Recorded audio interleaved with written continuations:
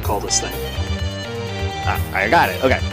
Incredible, new, fantastic, astonishing, mighty, original, uncanny, sensational podcast. I'm just going to put down Infamous.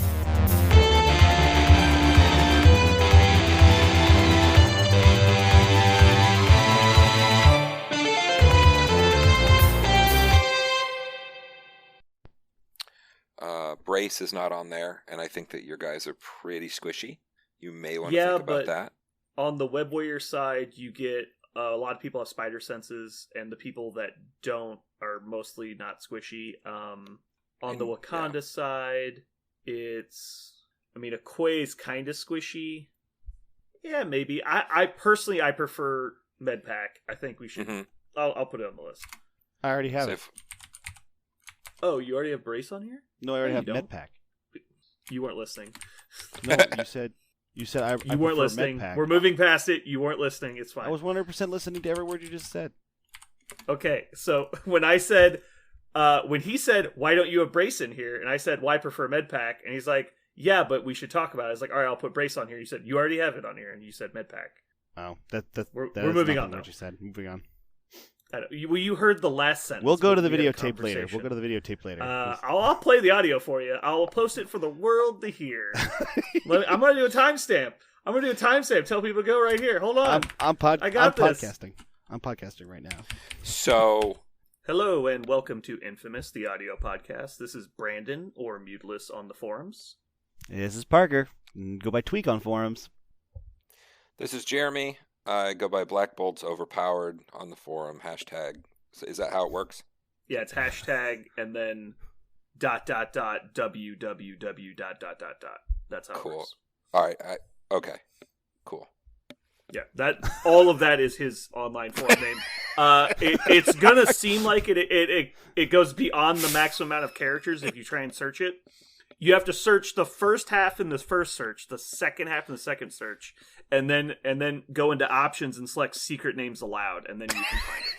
At Hotmail. Anyway. At Hotmail.com. Yeah, at Hotmail.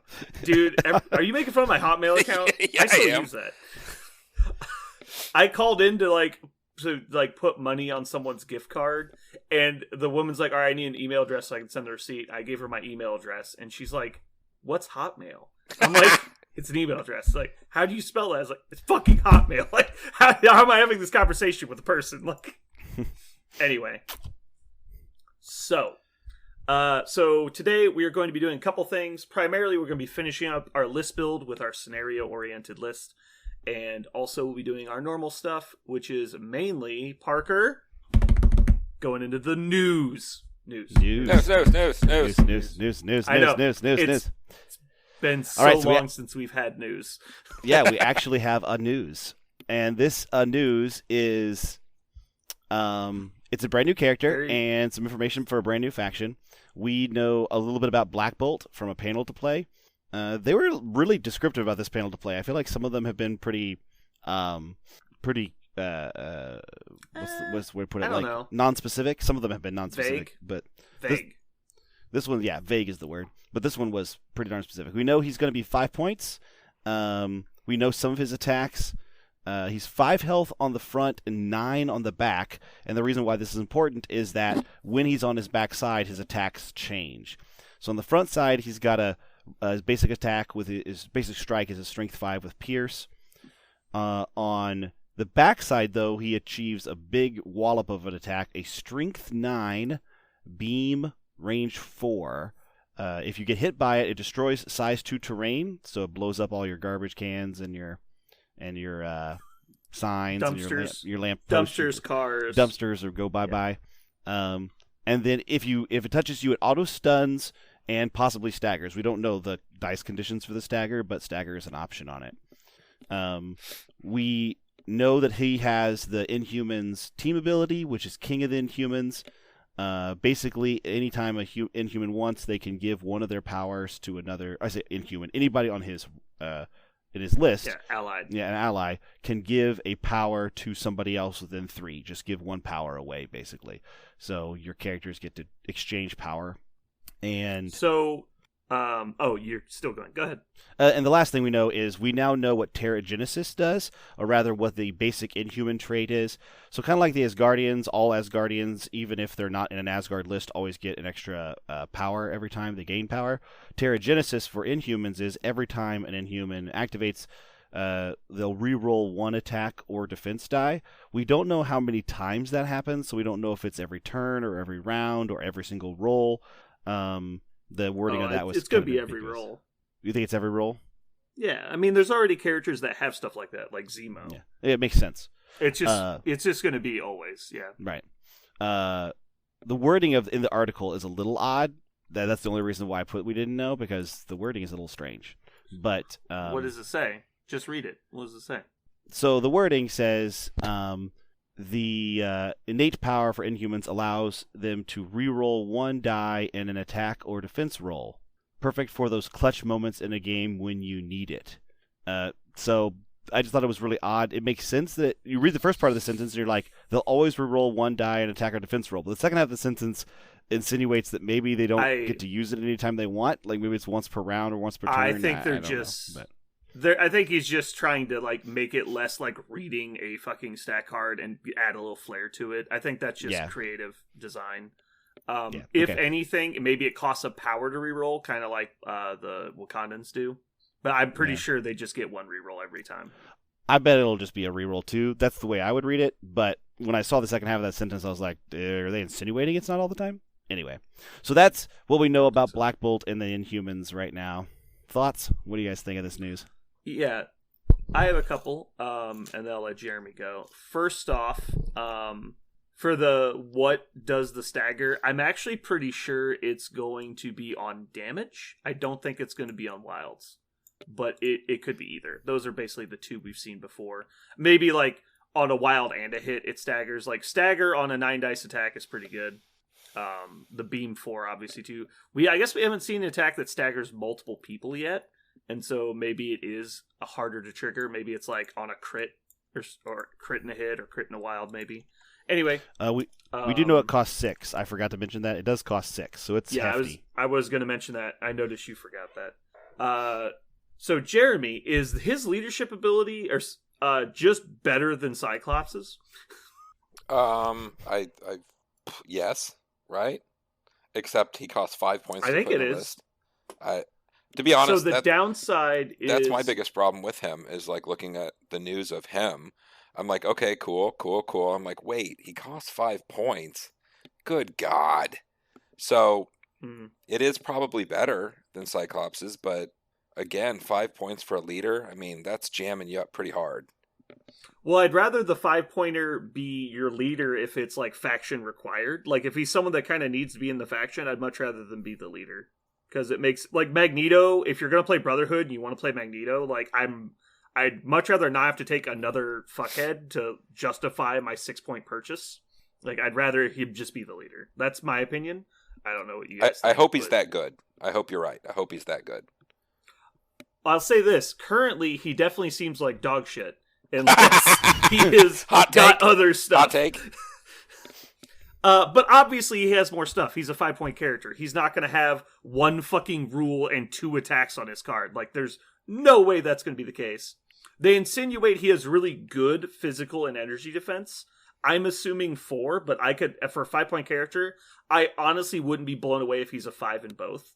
If he doesn't do a lot of other stuff. But because he's got the reroll, I think it's just going to be 4. But a 4 dice defense plus a reroll is basically 5 defense dice. Like, that's pretty rare. You're not going to reroll 1. Let's see.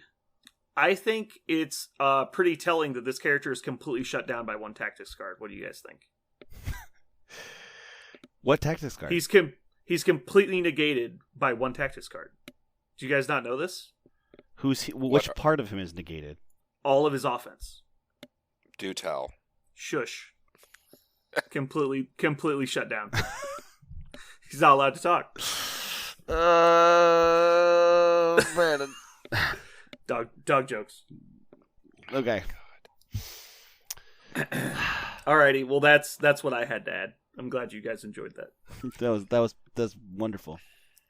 All right. So the one is that thing the end of news? I was going to say the one thing that I thought about twice about it is since the thing I thought was most exciting about it was the Inhuman passive ability on every Inhuman. If it is every dice gets a reroll, that could have some interesting applications in factions like other re-rolling factions and manipulating factions like Web Warriors, for example. So being able to get your one reroll on offense to reroll skulls could be cool. Also rerolling 2 dice every defense roll for an Inhuman in Web Warriors, and they can always be skulls. That could be annoying as heck. So depending upon what kind of utility they have, could you imagine like Lockjaw? If Lockjaw is an Inhuman and has the same ability, the dog that teleports, imagine having a teleporting guy helping your Web Warriors teleport around the field. I'm just basing that off of what we know Lockjaw does in the comics. So we'll see what kind of things that they can do. I'm pretty sure he's going to teleport, but... Right. So depending upon like if Medusa, what Medusa and Crystal and Lockjaw do, they could be awesome. Maybe something on Black Bolt's cards makes him an awesome drop in Web Warriors too. But the first thing I thought of when I saw rerolls is, ooh, Web Warriors rerolling 2 defense dice and skulls on offense and defense. That sounds freaking awesome. So yeah. So the rerolls are definitely good. Much like the Asgardians, you can probably use it to manipulate different lists. I don't know if you'll see them necessarily in Web Warriors because they already have people that reroll defense dice, but you never know. Alrighty, so that moves us out of news. Don't have any announcements for today, so we're going to move into currently playing. I have currently been playing the precursor to this list build we're doing today, which is the Web Warriors plus Wakandans. And I will say I've been very impressed with the Wakandans. I've never played Wakanda before. I knew that they were a solid faction, but been pretty surprised at their upper level so far. They're definitely very good on scenario. Is it for the reasons you thought or for a different reason? Were you surprised by something? So obviously Shuri is good, and I agree with our listener that messaged us. We did definitely underrate Black Panther, but it's little things. He has so many like convenient things about him that you don't realize are good at the time. Like him being practically immune to pierce is so good when you can put him on a flank with a piercing character. Like if you have like Killmonger or the Weapon X guys, or obviously any of the Pierce guys is great. Also anyone who wants to like hold a flank by themselves, they basically can't against Black Panther because he pushes them off. He doesn't care, and so all you need to do is activate last. Moving long is really handy. His number of rerolls he gets, especially while in Wakanda, is kind of silly because if he's got Shuri behind him, he's got upgrades. He can always reroll 1 for 1 power, and then he can spend 2 to reroll all of his attack dice. And so you can potentially roll, let's see, if you had 10 power, you could spend 6 power to make a 9 dice energy attack in which you reroll any number of dice. And then you could reroll another die with King of Wakanda, and then you could reroll X more dice with Shuri. Like, he can do a silly amount of damage if you've got the power in reserve. And he doesn't spend a lot of power unless you need something, so he can kind of tank up a little bit of power too. So yeah, just very impressed. Jeremy, is there anything you've been playing lately you've been happy with or unhappy with? Well, I mean, if you watch any of the videos, I'm generally unhappy. So very unhappy. My run with Doctor Strange is over. I thought it was love. It wasn't. We both went our separate ways. But actually, my new run is I'm playing with Storm, X-Men, and really enjoying the leapfrogs. It's really cool and different in the game, and I think it's shocking of how much movement and the stuff you can do that's kind of silly. I'm a long way from being any good at it, but it's really cool to have your army with cover and be able to do that leapfrog stuff. Yeah, I'm almost as upset with Storm as I am with Shuri because like I don't understand how they printed that faction ability and weren't like, this is obviously too good.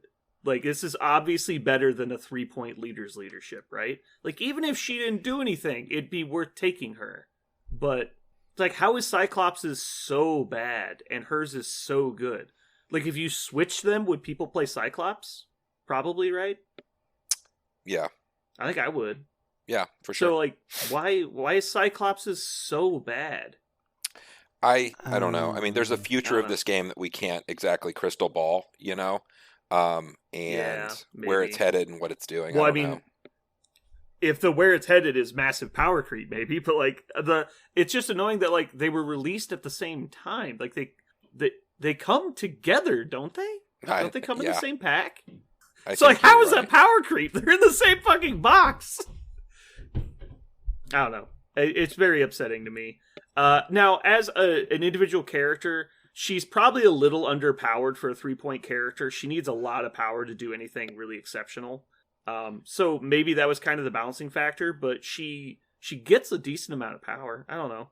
I was very surprised at how strong it was. I knew it was going to be good, but it's really silly. Anyway, so that's currently playing. I guess. Is it balanced at all by just like how small and cohesive your force has to be? Like the characters have to be close together, so it's not. So spreading I out? do know that the one mission we played, I only played against Storm the one time, but we were playing the Mayor Fisk mission, and so there's only 2 secures, and so you get to bunch up really hard. So that was a little bit of it. So But the cover, like just the cover ability, would be a solid leadership ability. Mhm. And so, but all the play stuff is just on top of that. I just don't understand. I'm not sure if you realize, Parker, exactly how nasty the place thing is, because you can do is it's not at the beginning of your turn, and it's not at the Yeah, end that was- either. It's anytime Mhm. during the activation. So I can move Yeah. up and then place on the other side of Beast, and Beast is a larger base, and then suddenly I'm there, and then I move again. Mhm. Like there's a lot of movement in there that you just don't see. Mm-hmm.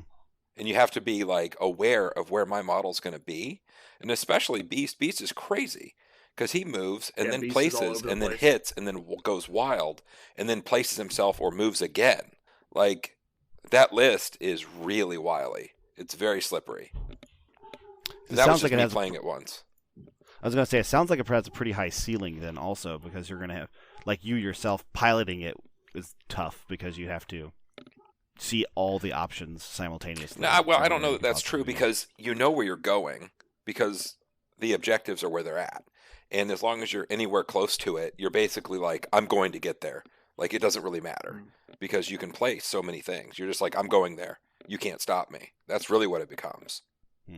Yeah, the surprising bit for me was like the amount of times you can like attack somebody and then move out of their range. Like that was a lot of the surprising stuff to me. I thought it was at the beginning of the turn. I don't know why I misread that originally. I was probably just so focused on other things about the X-Men, and I haven't played X-Men really other than the one game. So it just really threw me. But yeah, I think everyone's in the same boat. A lot of people are surprised at how good her ability is, and also with the fact that it was misprinted, and so it's even more ridiculous than it seems to be. And as far as I can tell, it hasn't been errated yet. So, And I didn't even Unless do that. it's We just kind of errated talked somewhere. about it. I was Yeah. gonna say, Right, you didn't even attempt to anyone play that plays like that, I think, is just intentionally abusing something. Yeah. But I mean, when the devs say that's not supposed to work that way, we just misworded it. Like that's obviously you shouldn't take advantage of that. But anyway, Yeah. that's what we've been playing. So moving on, hobby projects. I've been trying to get my garbage truck painted, so we'll have more size 4 terrain. But I've been very busy with editing videos and stuff. So until I slow down a little bit on the battle reports, I'll probably still get nothing painted. Jeremy, I believe you finished painting something. What, my templates? Your X-Pros. Oh, also your templates. Oh, no. I mean, I thought Did- they're all finished. Everything's up to date at this point Okay. except for Toad, which you made fun of me last time, so I thought I covered that. Angela, this Friday, I will get her and her buddy and all that and have all the new stuff. Nice. Oh, it's coming Alrighty. so close. Oh, Parker, did I tell you that yours was lost?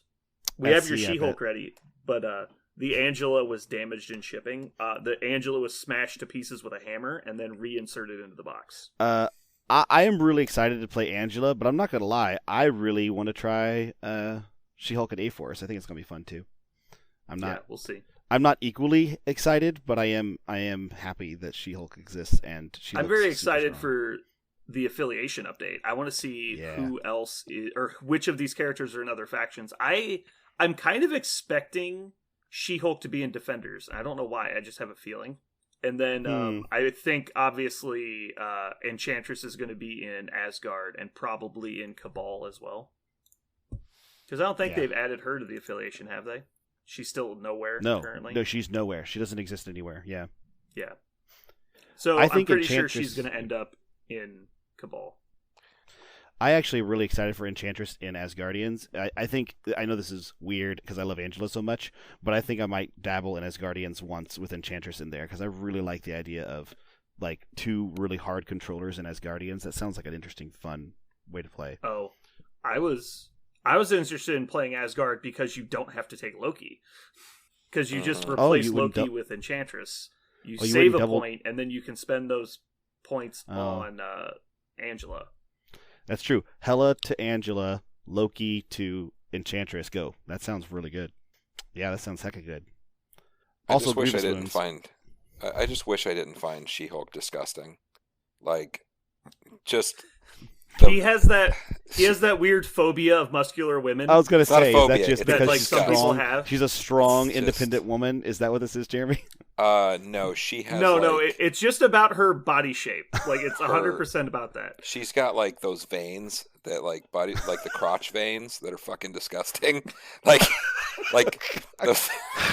We talked about this yesterday. I don't know what his problem is. I think the model is amazing. Horrible. Yeah, I'm like revolted. I don't know what there's actually a condition there. I would type it in right now, but I have the loud keyboard. There's a condition for it. It's people that are like creeped out by muscular women. I can't remember what it's called. Anyway, like it's just like I assume there's one the other way too, where like some women that are creeped out by like big muscles or something. But it's just something about like it's so abnormal when they get like. It's like the movie The Cell where there's that one like Olympic bodybuilder chick in it that's huge and she like throws that girl into the wall and it was a really creepy scene. But like some people couldn't handle like her like how big the muscles were and everything. It just creeps them out. Anyway, I'm gonna paint mine it's flesh just tone. a really weird thing. She's gonna be flesh tone. I told him that. I was like, I'm gonna paint mine flesh tone. You'll just never be able to play against my A-Force. Just put it up. Just you win. Put it up. Just pasty white. Ugh. Alrighty. So moving on, we're gonna finish up our list build. Yay! So Parker, remind me if I forgot anything, but our roster so far, which is still editable, is the 4 Web Warriors without Daredevil, and then all 5 Wakandans and Valkyrie. That's our current 10-man roster. That's what I have, yeah. Yeah. Then, for tactics cards, currently we are looking at Hired Muscle because it's one of the few tactics cards that interacts with a scenario. And then we are also looking at Mayor Fisk Vows to Find Missing Witnesses as a secure because it's probably one of the more abusable ones because it's a score 4 secure that also gets you 2 points per. So you only have to control 2 points to get all 4 points. And for a scenario list, that's not as hard to do. Alrighty. So, what do we want to talk about first? Do we want to talk about some missions, or do we want to talk about some tactics cards? Well, I was going to say, I have some tactics cards here that are these not? Yeah, these are the right ones. I have some tactics cards here. Did I just create this list, or did we create this one together? I don't remember. You might have created it on your own. Yeah, Here, I think I made this list on my own. Parker, go into the document, and we'll just do a running list of potentials, and then we'll just eliminate them as we start narrowing it down. Okay. All right, so you ready? Yeah. So the tactics cards I picked were all webbed up. I did web barrier, but I do not know actually if that's strong enough to. I think it's terrible. It might, but just throw it in. We'll talk about it. Let's just get a list going, and then we can weed out what we want later. Okay. All webbed up, web barrier, lethal protector, field dressing, vibranium shielding, Wakanda forever, med pack, and the last tactics card should probably be Killmonger's card, and this name is just eluding me right now. Usurp the Throne. Yeah, Usurp the Throne. That's it. Yeah. And that's what I had, but Web Barrier was by far the lowest one on the list. So on Friday it could be replaced by Grievous Wounds. I think it'd be okay if you wanted to eliminate somebody and so they couldn't come back. Can you add this list to the document, please? Maybe. So we can see it. Just type it in. I don't care how you add it. It doesn't have to be spelled right or anything. Just get it in. Yeah, I'll just type it in. Okay, here we go. Got it. Don't do it as a list. Just okay. That's what you're doing. All right. That's the tactics cards. Okay. So other things. Go ahead and throw Hired Muscle on the list because we were talking about that one. Cheers, deleting Web Barrier. Yeah, instead of. I've tried to make it work, and I think I honestly got the best lucky positioning ever for it to happen. I think I was playing either Jason or Jeremy, and Miles stole the Kree Power Core on Downtown and moved away once, and randomly Spider-Gwen and Peter were standing right next to where he picked it up, but like decently about range 3 apart. And so he moves between them, and so it was a perfect setup to play the card. I play the card, and it did nothing. Like I was like, the guy's literally like, I advance MODOK short and kill you. And I'm like, sweet, I'm so glad I played Web Barrier. Like it did nothing. But you did it. You did Web Barrier. Yeah, and then I sat there after the game and tried to think of a scenario in which this card would be useful, because it sounds so useful. But then you're just like, you like put a board state out and like just look at it and then like move some models around when you're thinking about it. Like, this doesn't do anything. Like, it's like, I made you move short once. Like, it was worse than applying slow, which I can already do with a tactics card from my faction. Yeah. Like, it was just so weird. All right. So now let's start talking about crisis cards, and we'll come back to tactics cards if we find more stuff while we're doing crisis cards. Does that sound good? Deal. Alrighty. I haven't updated this list. Oh well, we'll be okay. So, is there a desired threat level we want to play with this list? I can tell you from experience, Web Warriors are perfectly fine with 17 points. In fact, they really like 17. In my recent experience with having Black Panther in my list, I would actually really enjoy also playing 18 points. And so I think we should focus on no more than 18-point missions if we can. Because anything above that, we're adding in more models that we have to then control, and we're running thin on good control pieces. Unless we think that every person that plays a 20-point mission is me and will bring 3 models. So, which is probably less common. Probably. But if you play against the Swarm list and they're like, here's my 8 models for 20 points, and you're like, like, how am I going to do this?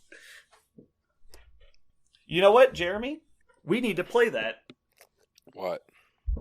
Are you coming up tomorrow? Are you playing games tomorrow? I think so. Okay. We need to play that tomorrow. I will play the Swarm list against you, and you can play Web Warriors against me, or whichever you prefer. And I'm curious if you can get to the point where there's just too many models to control, and that doesn't work anymore. That's like the only thing we haven't tried against this list. Oh, yeah. All right. So I'm going to sort this by threat level. All right. So first is 14 points. Mutant extremist targets U.S. senators. This is the Safe House mission where there's only one real objective, and it's worth 2 points around. Interact with the Safe House is you flip over the token. If it's empty, you remove the token. If it shows the senator figure, then you pick up the senator. While you are holding the senator, your speed becomes short, and you roll 1 less die on defense and dodge rolls. It is an extract, target of opportunity, so it's not a civilian token, but that wouldn't really matter. So what do you guys think about this one? Is this a good mission for us? Bad mission for us? I don't think it's good at all. Don't think it's good? No. One of the best things that you have going with is all your rerolls, and you need those 3 dice on all your spiders and all your people. Fair. I mean, I don't like it. I can be convinced, obviously. The one thing I do like about it is because your people are generally pretty quick, that you can get to it. But that's pretty much all I like about this one. Also, Miles can steal it from them, but with only 2 points from extracts, it's hard to get to 16. So I agree, it's not very good. I think it makes your characters die. Yeah, Gamma Wave is maybe the worst scenario for us, right? Yeah, I guess it's not the absolute worst, because you can actually score 6 points on it, and 6 points from a secure is pretty fucking high, but it's pretty hard to not die. So Mystic Wakandan Herbs, Factor Fiction. So it's an extract, 15 points. Place 2 herbs on the central points on map A. This is the weirdest deployment. Map A. It's like 2 corners each, right next to each other, but they're really far apart. So the way you score this one is you get to the closest one for you on your opponent's side, the one most towards the middle, and you bring it all the way back to the one that you have that's farthest in the corner. But if you do that, you score 4 points in the cleanup phase. And it's not like a one-time score. You keep scoring 4.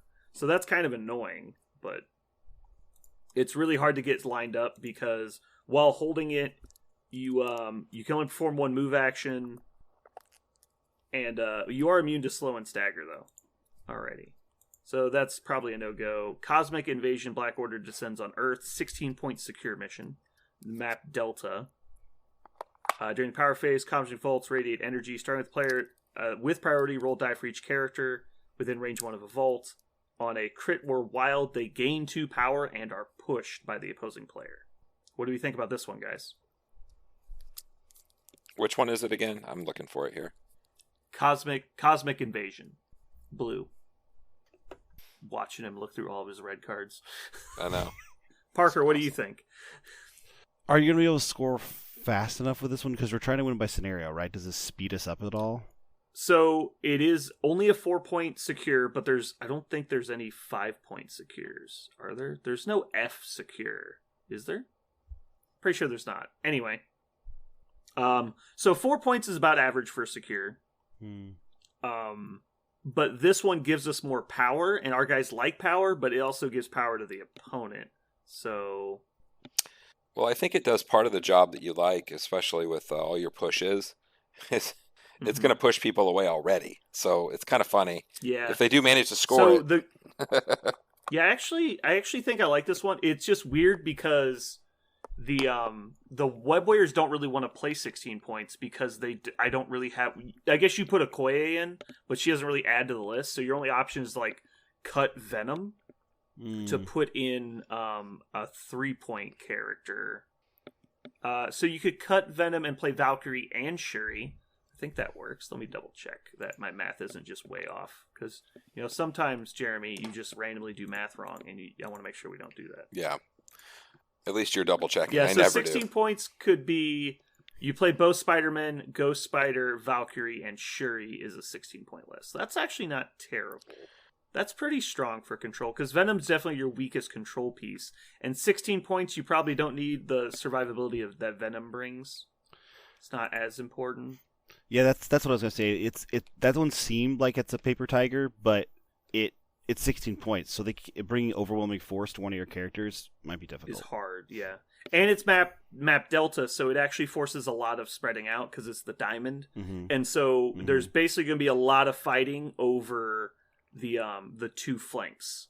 However, if you want to just play for safe, you just put a Koye on your back point. You just keep all 4 Web Warriors, and then you just run 2 to each flank. So that's is an really option difficult as well. to deal with. Yeah, I was going to say Venom and Ghost Spider so on one side, and let's the 2 put Spider-Man Cosmic on the other. Invasion. Let's put Cosmic Invasion on the potential list, and we'll keep moving. Mayor Fisk vows to find missing witnesses. We've already talked about this mission several times between last episode and now. It's already on our short list, so Parker, make sure it's on our short list, and we'll continue. Yep. Deadly Meteors Mutate Civilians. I have not played this mission since I opened the Hulk box. So, 17-point secure. Place 3 origin bombs as seen on map Charlie. The player controlling the most origin bombs scores 3 victory points. And then these are the interacts. You roll your energy defense to take control of them. I think we're trying to stay away from the roll dice to take control of ones, right? Correct. Yeah, I don't like that. Because we have to spend our precious power, and we can't just push people off the points. Yeah, you don't have so enough. Moving on. Yeah. Infinity Formula goes missing, 17-point secure. This is a great one. Map Bravo is great for Web Warriors because that forces your opponent to spread out too much, and you can very easily cover the gap between the different points even with speed medium characters. So it's very easy to just control them off the points. Also, during the power phase, you gain an additional power if you're contesting a serum. This should be on our short list as well. So we have Infinity Formula, Parker. Got it. Riot Sparks over Extremis 3.0, 17-point secure, map Delta, score 1 point per secure, and then interact, remove a damage on a non-daze character within 2 of a console. Also, I think this should be on our short list. It's map Delta, which forces people to spread out more than they normally like. And the ability to heal your web warriors means that if you're successfully keeping away from people, it's almost impossible to actually get them to stay down. So that's nice. Also, I've done this before. Multiple of your characters are fast enough to heal themselves on one point, move to the other point, heal themselves again, and still control people off of the point. Ugh, pretty fun. that's awful. Yeah. So you can actually get multiples. So that's on our short list, right, Parker? It is. Okay. Moving on. Scrolls infiltrate world leadership. 17-point extract. 3 decoy counters on map Charlie. You interact, you roll 2 dice, and on a critical, you find the scroll agent. The rest of their decoys are removed. While holding a decoy, your speed is short, and 2 points for the decoy. So this is probably better for us than Alien Ship, because we don't want to play high points. But it's also random, you have to find it. The only good thing about the random shell game ones for Web Warriors is that if your opponent does find it and Miles is nearby, he can just go take it from him. And so that's cool, but I think it's a last resort. I don't think your goal is to play this. So I think we're going to skip this one. You guys yell at me if you disagree with me at any point. No, I was actually going to add. agree, because when you have 1 point that's highly contested like that, Web Warriors would like for there to be your opponent to have too many problems, right? Like too many things to do at the same time. When you when you give all the eggs to one basket, your opponent's like, well, okay, this is how I beat Web Warriors. Get that thing. So I don't like that one. Alrighty. So moving on, Spider Infected Invade Manhattan, Extract 17. 5 spider virus infected civilians, as shown on map Foxtrot. I think this is literally printed for Web Warriors. I mean, beyond the title, there's 5 things to pick up, 5 extracts. Each person can only hold 1. Exactly what you do. It's 17 points. Web Warriors want to play 17 points. Mm-hmm. Spider infected. During the power phase, starting with player with priority, roll a die for each person holding a token. On a damaging result, they are advanced short by their opponent. So also great because if your opponent actually picks them up, you move them off of their secure points, which is pretty handy, or out of melee with your guys. It's exactly what you want. Your guys don't mind moving. They do mind moving. I think this is the obvious pick. So, Parker, you got that on the list? Yep. Okay. And I see that you've separated them out. Good. Struggle for the Cube continues. Also, map Foxtrot, extract, 17 points. Pick up the cubes at the power phase. You suffer a damage and gain a power for holding a cube, 1 point each. Richard swears by this mission with scenario-oriented people because you can score 5 points with it. I disagree because damaging your guys is like the last thing you want to do because they already have low hit points. If you're running like an Asgard list, I think it makes sense, but I think dealing 3 damage to Peter Parker is like the last thing you want to do to score 3 points. And so I think you just deal with the 4-1. We can go ahead and throw it on the list if you want, because we don't have a lot of extracts we've liked so far. But I think Cubes is probably going to be the first one cut. I don't like it because Cubes, I think, plays into anybody who wants to burn, right? You want to burn down your opponent, because if you're playing like a burning, highly offensive list, you don't care if you take damage, because the point is you're taking more damage than your opponent is taking more damage than you are always, so having a point doesn't matter. You want to have a power to be able to do your highly efficient or highly strong attacks. I don't like giving my opponent a bonus, and I feel like this particular scenario works really well for highly offensive lists. I don't know if I want to give that to my opponent if I'm a Web Warrior, but okay, I generally agree. So after Cubes, we have Montesi Formula Found, 17-point extract. Place 3 spell books on map Echo. While holding a spell book, you cannot pick up other spell books, and it gives you a Beam 3 6 dice energy attack, 1 point per token. Obviously no, because you only have 3 extracts. Also, it's on deployment. You have to go deep right in the middle. Ugh, yeah, Echoes are bad. Fear grips world as worthy terrorized citizens, 18-point extract. Place 4 celestial hammers asset as shown on map Delta. Pick up a hammer. While holding a hammer, you must pay an additional 1 to play tactics cards, and you roll an additional die on all attack rolls. This one is kind of a double-edged sword. You like the deployment, you like a lot about it, but giving people extra damage dice. I think the concept is they don't get them YouTube, but that's still a dangerous game to play. Your defense doesn't hold up against huge dice attacks. It's better against low dice. So I don't think you want to play this one.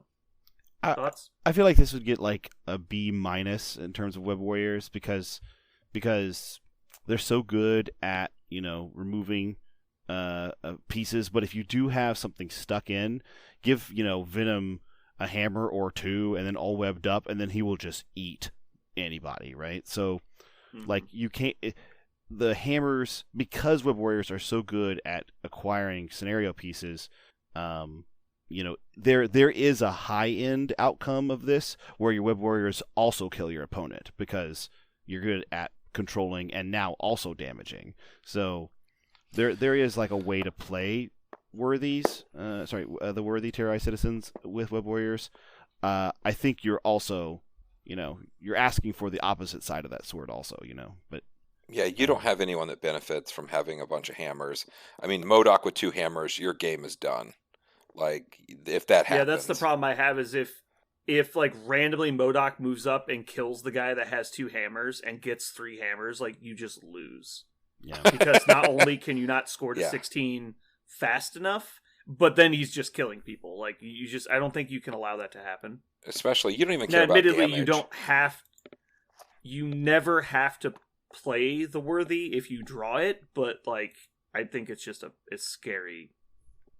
It's not something you would do. I would much rather play cubes than worthy, I think. Yeah, you can have multiple cubes. I mean, there's ways to win with cubes. Hammers, it's cute and fun, and it's generally frowned upon by kind of like the competitive folks. They don't dig it either. Oh, really? Yeah. Just because of the swinginess of like one person gets lucky and then it just turns on its head. Yeah, it's hilarious. But I've definitely lost games of worthy just because of bad luck. Mm-hmm. So I used to think Alien Ship was the same way until I started playing lists that kind of manipulate the scenario, and then I was like, okay, well, this can be just abused. Yep. Mutant Madman turned City Center into Lethal Amusement Park, the best named mission. 18-point secure. Map Bravo. Interact with traps. Roll dice equal to your physical defense for each damaging result if you get more successes than the number of contesting enemy players. Then you gain control of the trap. During the cleanup phase, for each trap you control, choose an enemy within range 2. They suffer damage gain of power. 1 point each. This one is pretty bad. I mean, it's just like we talked about. We don't want the control ones because they don't allow us to push people off of them. And that one's physical defense, which we don't particularly excel at. Just not great. So the interesting one, Portals Overrun City with Spider People, 18 secure, Delta deployment. It's also an interact to roll dice and take control of, which is why we're not going to take it. However, if you roll a skull in the roll, the interacting character is placed within 2 of its current position. This one is kind of interesting to me because the amount of board control this list ends up having is if someone accidentally rolls and gets it and takes it from you and then places themselves off of it, you can just take it right back. And so this one is high variance, which is bad for us most of the time because we're consistent. We want to be consistent. And then it's also like the bad secures we were talking about. So moving on, Demons Downtown has our comeuppance come due. Oh, God. This is another fun name. Yeah. Secure 19, 3 flaming portals on map Echo. In the power phase, if you're within range 1, you gain Incinerate. No. 1 point each. This is the worst scenario for Web Warriors. So bad. 19 points and your defense goes down and it's map E. If you end up playing demons with Web Warriors, I think you just go for the extracts and then refuse to fight your opponent. It's if you want to stand on those points, that's fine. I'll just be over here with my 4 extracts, and if you come over to my 1 secure I'm holding, I'll kill you. Those are the only things we're gonna do. I'm not gonna take 2 secures. Anyway, moving on from demons. Panic grips city as evacuation efforts continue. Thank God there's another good extract. Extract 19 points. Map Bravo, civilians, which is great for us. Pick up a civilian with an interact. Can't hold more than 1 civilian. During an activation, character holding a civilian can spend 6 to evacuate / exsanguinate said civilian. And the character controlling player immediately scores 2 victory points. Hey, when Venom gets one, he eats it. That's what he does. Anyway. So this is great because you can... web warriors that can manage to get a lot of power, obviously you pick up the tokens, but you can, if you're about to get dazed, you can just sacrifice them to get 2 points right now. And so you can get like an insurmountable lead and then get rid of the extract so your opponent literally can't catch up by dazing you. And so that's really cool. It has the small downside is if your opponent has a massive power generating team, they can actually steal them from you and kill them before you get a chance to take them from them. But that's just kind of a risk you have to run. I think it's easily worth the risk. We've been playing that Parker? one a lot. I like that one a lot. Yeah, I do like this one. It seems, I guess, it's like one of the more fair ones in the game that doesn't, it doesn't usually influence one or the other. And I think Spider people prefer that kind of situation because if it's fair, they will make it unfair. So yeah. All right, so put it on the list. Last one, alien ship crashes in downtown. 3 rubble piles deployed on map Charlie. Interact with rubble piles, roll 2 dice. On a critical, you find the power core, remove other rubble piles. While holding the power core, if you did not attack, you suffer a damage, and you can only make 1 move action per turn. 2 victory points per power core. that's really bad, I think. You would just rather play meteors because it doesn't damage you for running away, and it's only 17 points. We don't want to play 20 points. I have one comment for this one. I don't think it's as bad as you think because you want them to get it. They can waste their power, waste their time. They get it. Then you drag them in and murder them and take it. Like, let them waste their time to find it. So that works, but why wouldn't we just play the Meteors mission then? Wait, am I saying the wrong one? Let me see. Deadly Meteors is the wrong mission. Scrolls? I think I'm saying Scrolls. Scrolls is the one I mean. Oh. So Scrolls is the same mission, but it's 17 points instead of 20, and you're not damaged by the objective. Like, why not just play that one? Like, I'm fine with putting this one on the list. In fact, it should probably be on the list. Parker, put Scrolls on the list. I think both of them have the same effect. I'm happy with both of those effects. Exactly, yeah. Yes. Yeah. I think Alien Ship is just objectively worse than Scrolls from our perspective. Correct. We don't want to play 20 points ever, and we don't like taking damage. The only downside is your speed short, but you're actually allowed to move twice with this scenario. So Miles could double move place with it still, and you'll never catch him. I was going to That's say, where if you have, like Peter picks it up. Well, Peter moving long once versus moving short twice is kind of whatever. Yeah, I was going to say, if Miles Morales gets a hold of this thing, you are so fucked. You are so done. Yeah. I think both of them have the same.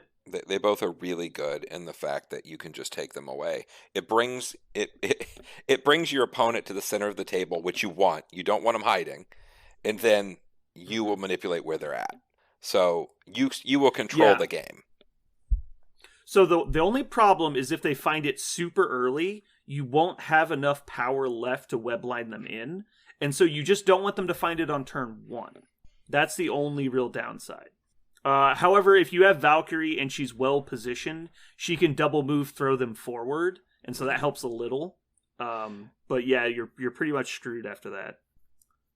So let's see. Yeah, I'm totally fine with Scrolls being on the short list. That's definitely fine. The problem I have is actually, so if you look at this from a fundamental standpoint, our goal is not to beat our opponents in the scenario, right? Our goal is to score 16 points. And if we fail to do that before our opponent, I don't know what the hell you've done wrong, but like it's really more score 16 before you die, right? Like that's generally the problem. Mm-hmm. It's like score 16 before your opponent makes you combat ineffective. So wouldn't you want an extract mission where you can score more than 2 points around?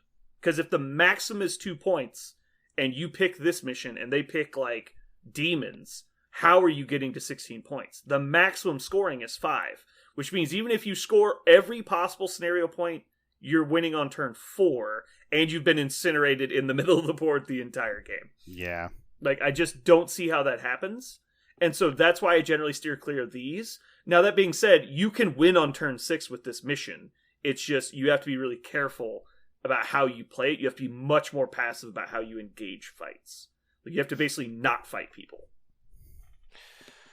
Sure. No, I agree. I agree what you're saying there. That makes sense. Okay. So are we looking at And our list as a, because I mean you have Wakanda and Web Warriors, right? But it seems right. like the entire conversation's been about Web Warriors 100%. True. So are you saying that from the Wakanda perspective, they do want to play this mission, and it's not Oh just- no. No, I'm no. just saying from okay. Sure. All I'm saying is, are we looking at it of best scenario for either or what's best? Or are we saying that spider people are so goddamn good it doesn't matter? And then in what case is Wakanda the backup?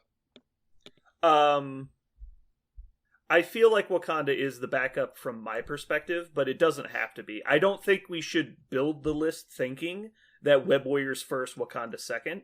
I think it should be even. I just know with my personal preferences, I'm going to end up playing Web Warriors more often. Mm-hmm. And that's just like my fandom of Venom and the symbiotes and stuff.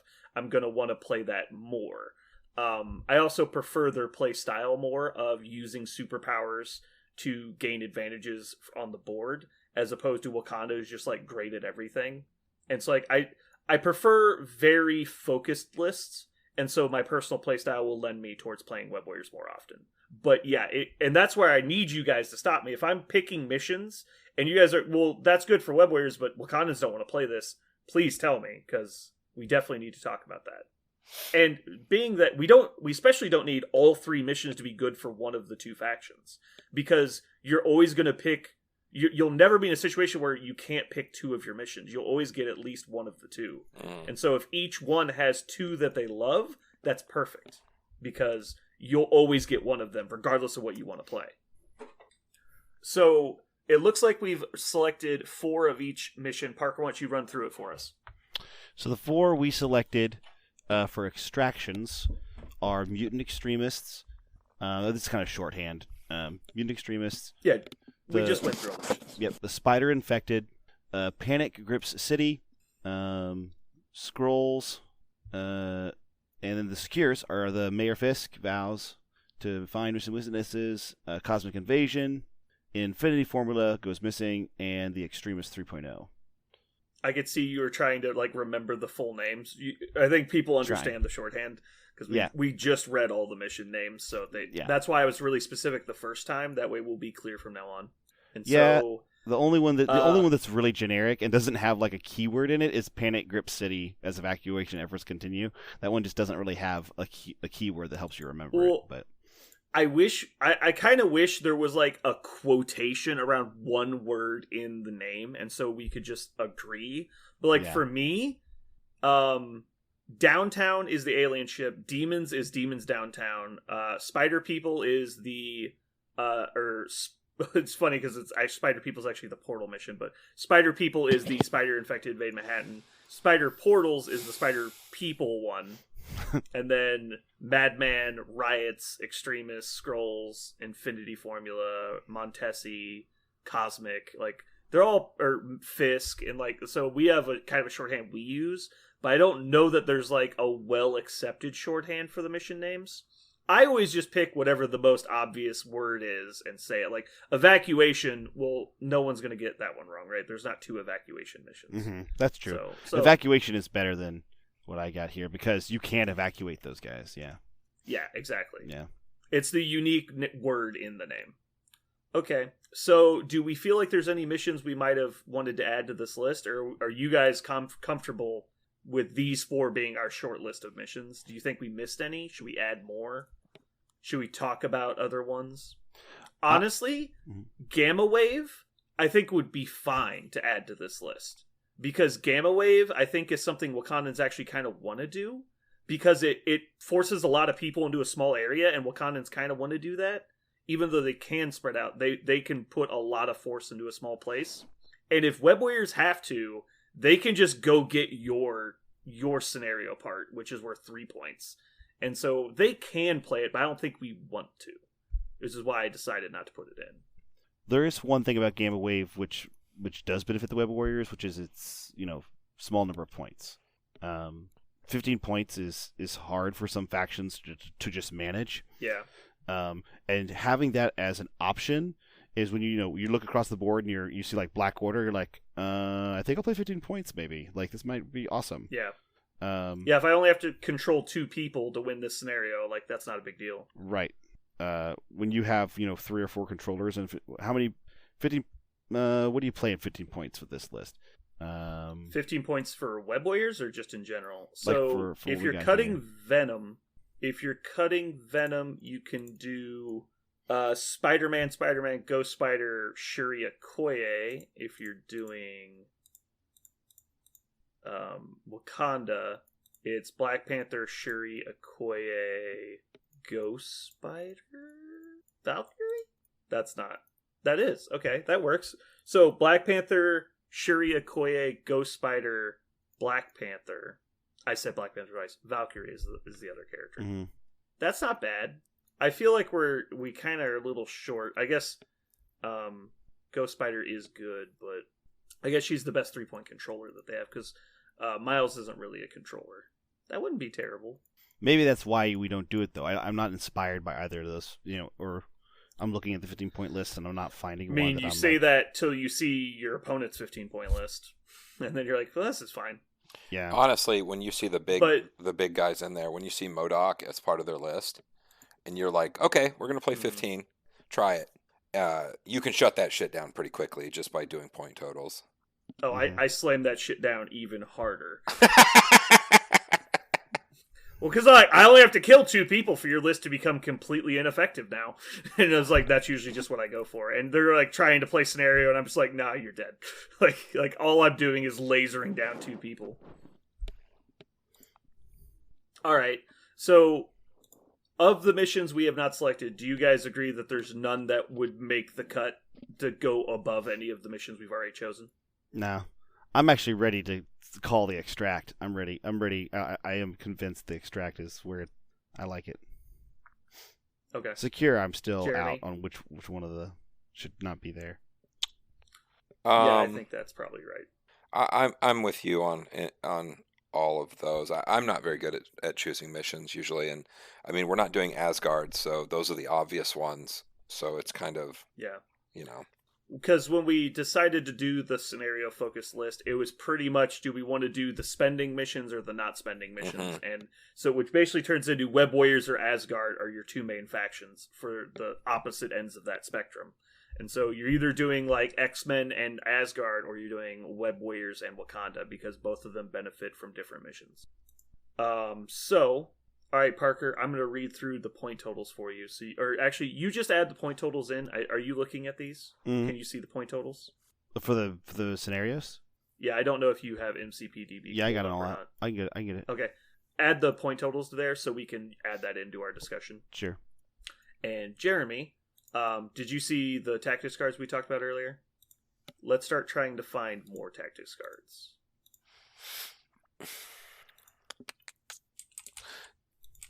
More, huh? Yeah, what other tactics cards could be viable in this list? So, mission objective obviously is potential because, it's mission objective. Maybe. Doesn't have to be, I'm just saying it's possible. Maybe. You don't have recalibration matrix in there yet. I think that's always in the discussion. It's a good point.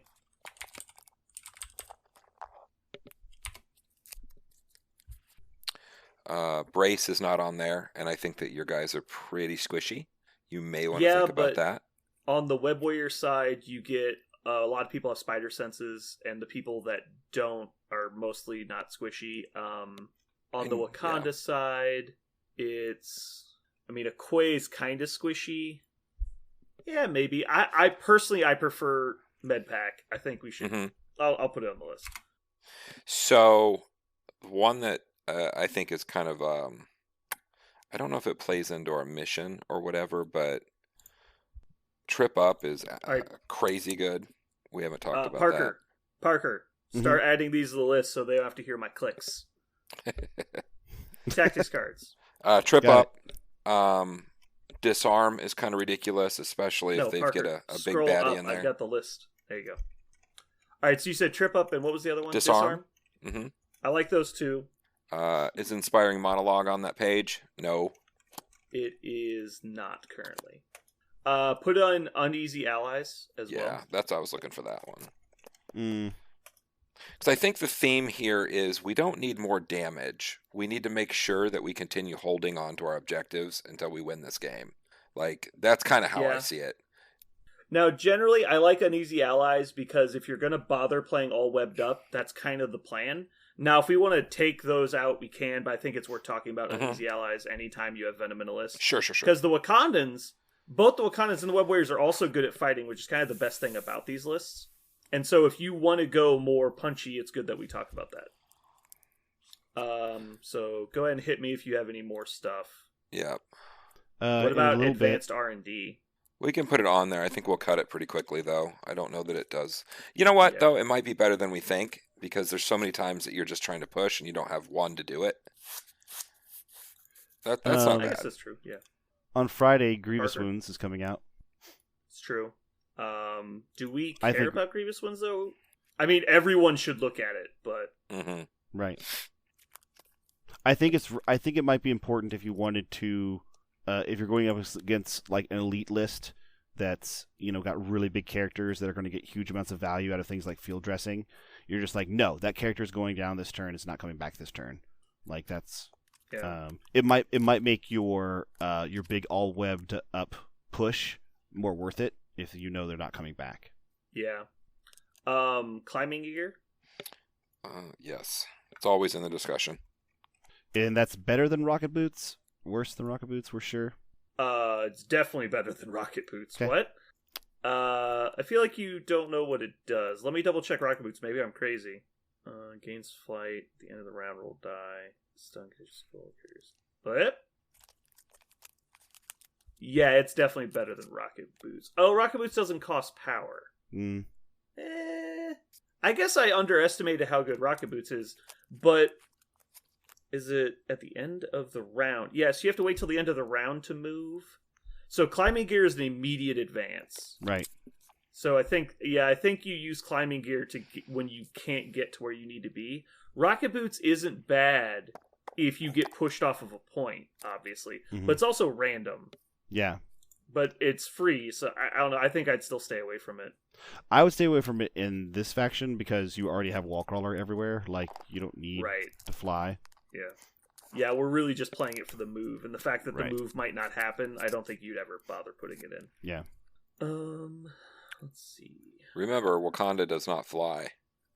That's true. It's true. Storm does. That's a fact. Tactical analysis is an option instead of climbing gear, but I prefer climbing gear. So, usurp the throne. He's in there, right? Is he part of that list? Yeah. Yeah, it's already on the list. Okay. Where is... all you got? I know that... Imagine 4 pushes to win the game. I guess. I mean, how many times do you want Shuri being able to move and push 3 people would be pretty cute. I think it's a game winner type card. I don't think it's just there for fun. I mean, imagine Black Panther doing it. You are still playing... Hold on. You are still playing Killmonger and Usurp the Throne in the list. Mm-hmm. So let's see. If you had 7 power... Well, actually, you only need 3 power at first. Let's say they had like a Thanos, for example. You could usurp the throne for 3, attack twice. If you get 4 power, then all you've got, because the effect lasts for the whole round. And so you would get 4 attacks against him with the extra dice on each. So I think it's in the discussion. That's all I'm saying. Yeah, put it on the sheet. I did. We'll put it in there. That's all I found that's interesting. There's probably a few more, but... All right, I'm just going to do a quick search in case we missed any character-specific cards. So we've got Web Warriors, nope. Wakandans, nope, because we have Vibranium on there, right? Yeah. Mm-hmm. And then we have Spider-Man.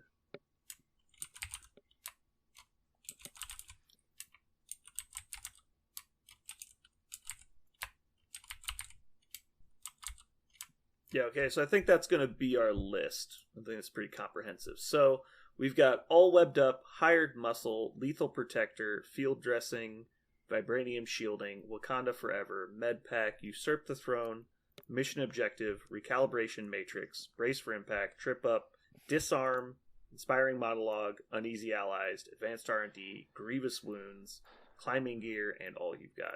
That's a pretty big list. Yep. Alrighty. So, now that we kind of know what missions we're going to take, we can kind of look at that in the eyes of our tactics cards. So, let's look at our missions and see if Hired Muscle is worth it. How many of our missions have civilian tokens? So, Mutant Extremists is not civilians. Target of Opportunity. So that's a no-go. Spider Infected are obviously civilians. Evacuator civilians. I think the Scrolls are not. It is a civilian. Okay. So that's cool. So, God, I'm trying to think about that now. Because the Rebel Piles aren't, I never play Scrolls. I always play Alien Ship because of the weird lists I play. I think you can place 2 of them. Like, I'd have to measure, but I'm pretty sure one character could play Hired Muscle and move 2 of the civilian tokens away. That'd be interesting. I don't think you do it, but it'd be interesting. You pull them both away. And then we have Mayor Fisk. Yeah, I know. Like, you move them in and away from your opponent, so it's harder for him to check them. That'd be funny.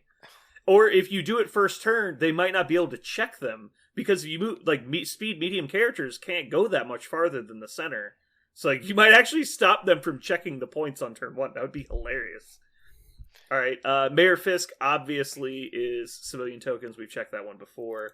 Cosmic Invasion are targets of opportunity, which is no. And then Infinity Formula is no. Extremis is no. So I think the only secure in the entire game that's civilian is Mayor Fisk. But I guess we could double check that at some point, but I'm pretty sure there's not. Oh, Spider Portals. They're not, right? Mm-mm. No, they're targets. Yeah, I think pretty much all the secures are targets because they're not supposed to be moved. It's only the ones that actually are movable. So that is 1, 2, 3. I vote it's It's just critical, and we take it. Hired Muscles in. Sorry, I take it back. The Mutant Extremists, the safe houses are targets of opportunity, but the Senator is a civilian, and so you can move the Senator after he gets dropped, but not before he's actually found. So that's small chance to be relevant, but is relevant. Mm-hmm. Yeah, I think it's in. So that's definitely staying on the list. Hot take: if the listeners have not tried it, put Hired Muscle in and just try it. See how it feels, just for a second. Just the tip. It's definitely bad on its own. You have to build a list around it. Like you have to be wanting to try and win on scenario, or at least being heavily oriented towards it. And then also you have to be playing missions that have civilians. Mm-hmm. But other than that, it's so much better than you think it is, because the ability to prevent your opponent from picking up theirs, so you can place in such a way, especially on the Bravo deployments, that you can move your token away from them and move their token close enough for you to pick it up. And so you basically deny that whole flank objectives to them, because you don't have to move far enough over to actually be in a lot of danger. And so it's really strong in that manner. And so it can set the tone and give you a leg up in scenario. And so break the early ties that Bravo deployments usually set up. Okay, so are there any other ones in here that interact with the scenario specifically? I don't think so. No. I mean, you could argue Advanced R&D interacts with Infinity Formula, but not really. Yeah, so I think we're fine with that. So let's start talking a little bit more about the missions then. Do you guys feel there's an obvious cut from either of these lists? I think Scrolls is obviously cut from Extract, because The main reason for me is trying to build a 15-point list. I wasn't excited about seeing any of them, and I don't like it. What? Parker, that's a typo. This is a 17-point mission. What? You typoed that. Scrolls is 17. Oh, then never mind. It's a fantastic mission. Keep it. I was actually looking at. I was at first saying we should get rid of Mutant Extremists, target U.S. senators, because it's not a civilian mission and it's only 14 points. But Web Warriors are really good at 14 points. Volcanons are really good at 14 points. You just drop Shuri. And then actually the senator is a civilian, so that kind of threw me off. I think Spider Infected is guaranteed in, so we're not even talking about cutting Spider Infected. Mm-hmm. I think Evacuate is also pretty much guaranteed in, right?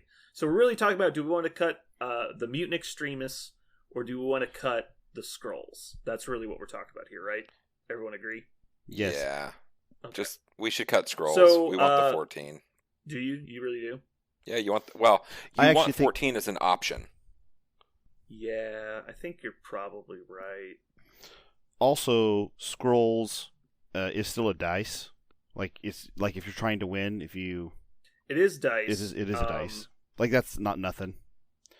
But the problem with both of those is that there are going to be games where your opponent finds it in not necessarily at an unlucky time, but in an unlucky location, because you can't put your great controllers everywhere, and Wakanda isn't great at pulling people in; they're only good at pushing people away.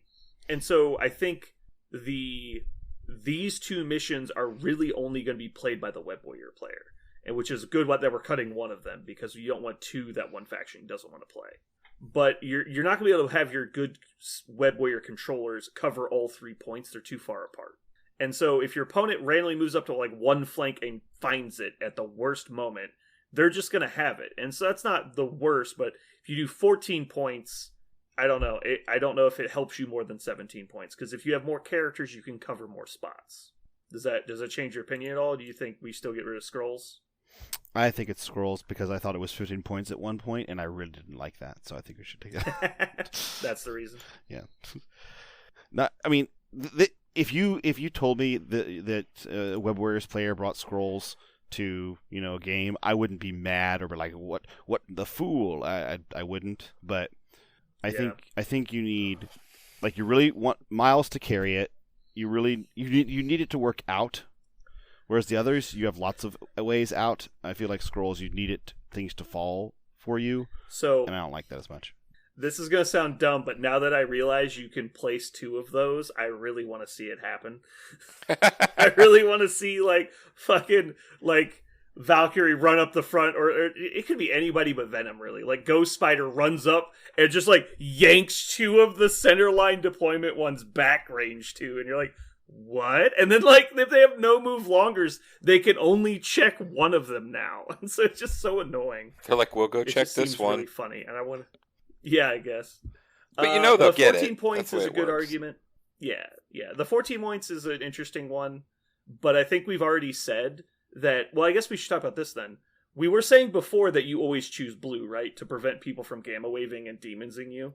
So in that case, also you get to choose the secures that you push people off of, and not the control ones, not the roll dice ones. Mm-hmm. So we're never going to get to choose the 14 points. They'd have to choose the 14 points, right? Because if we have priority, we're choosing blue. And so us choosing a 14-point red mission is never actually going to help us. Does that make sense? Unless our I was opponents thinking also that want as to play well. 14.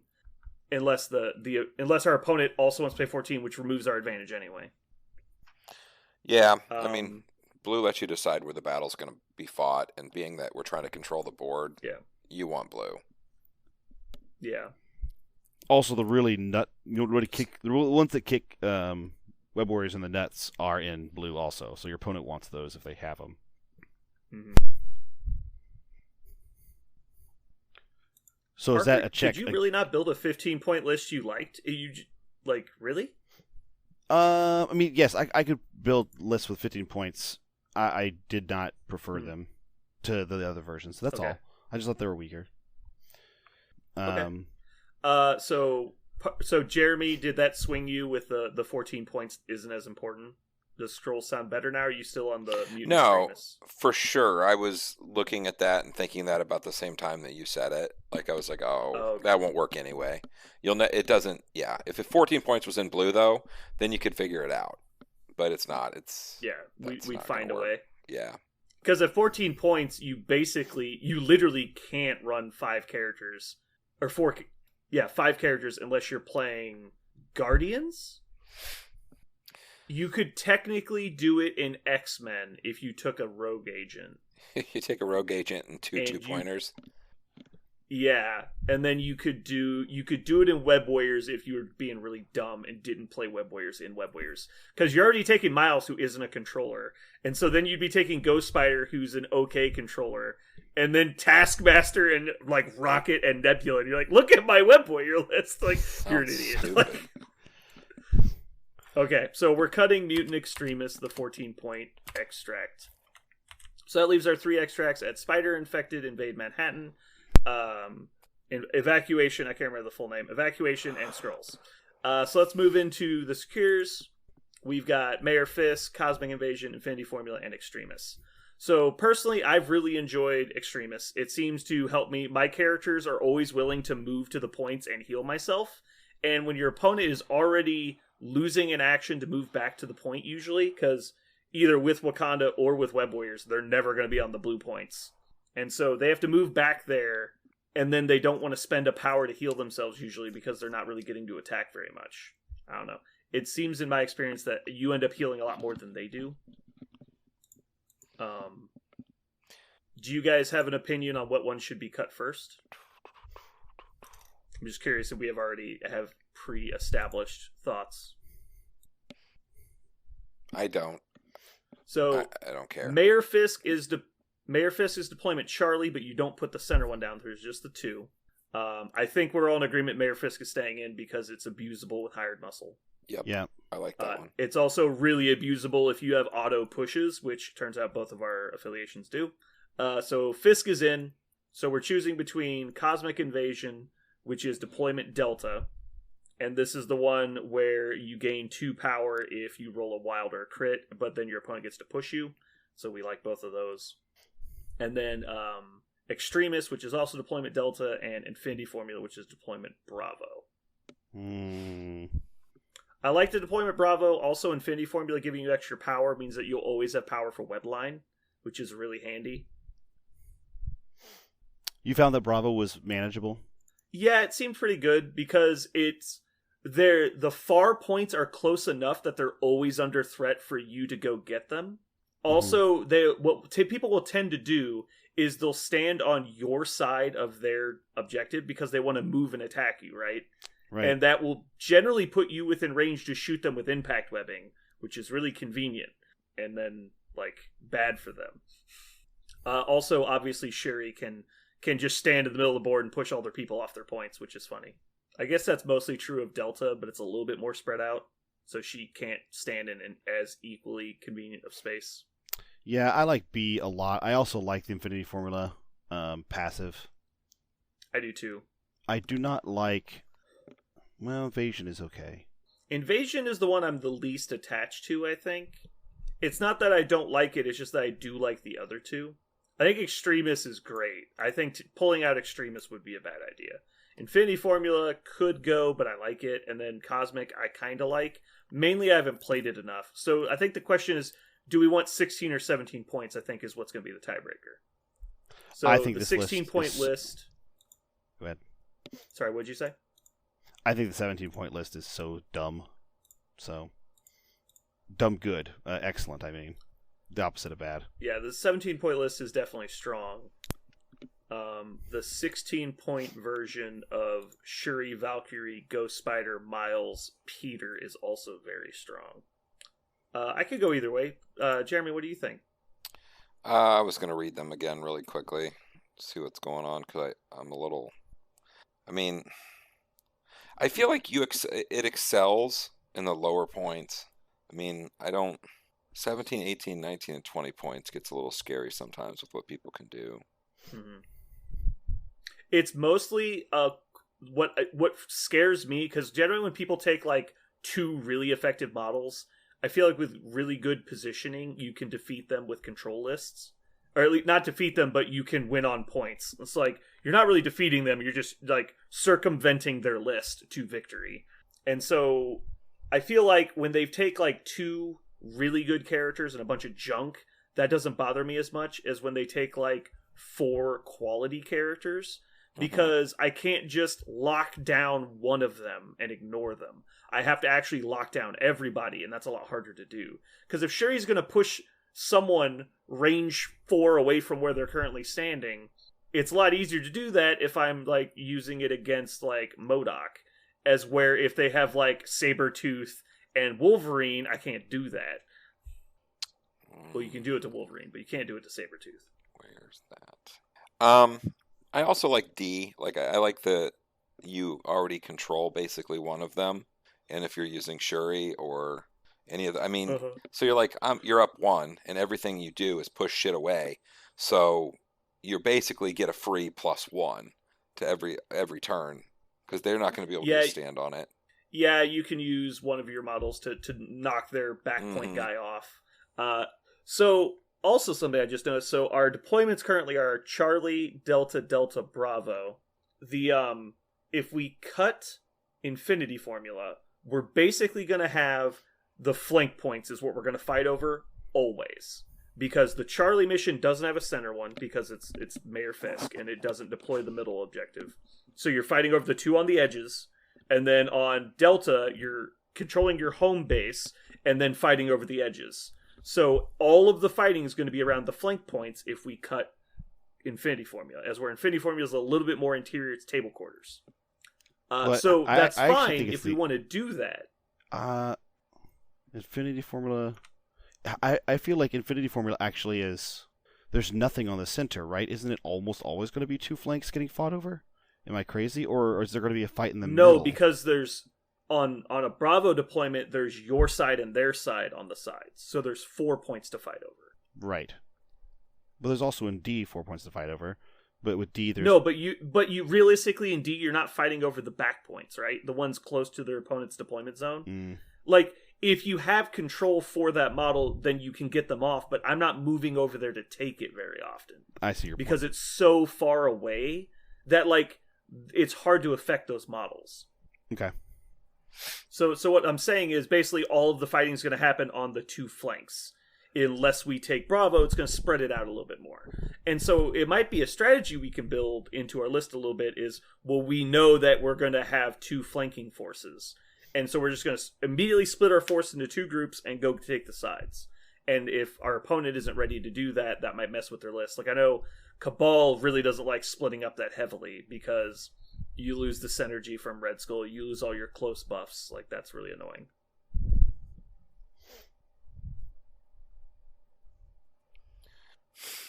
I like the more spread out. I think that's key to...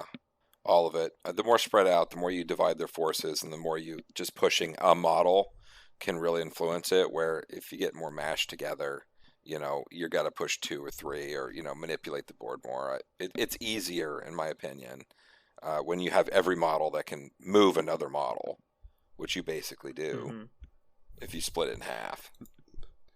There's one more thing with B, so you're which voting. Is... Go ahead.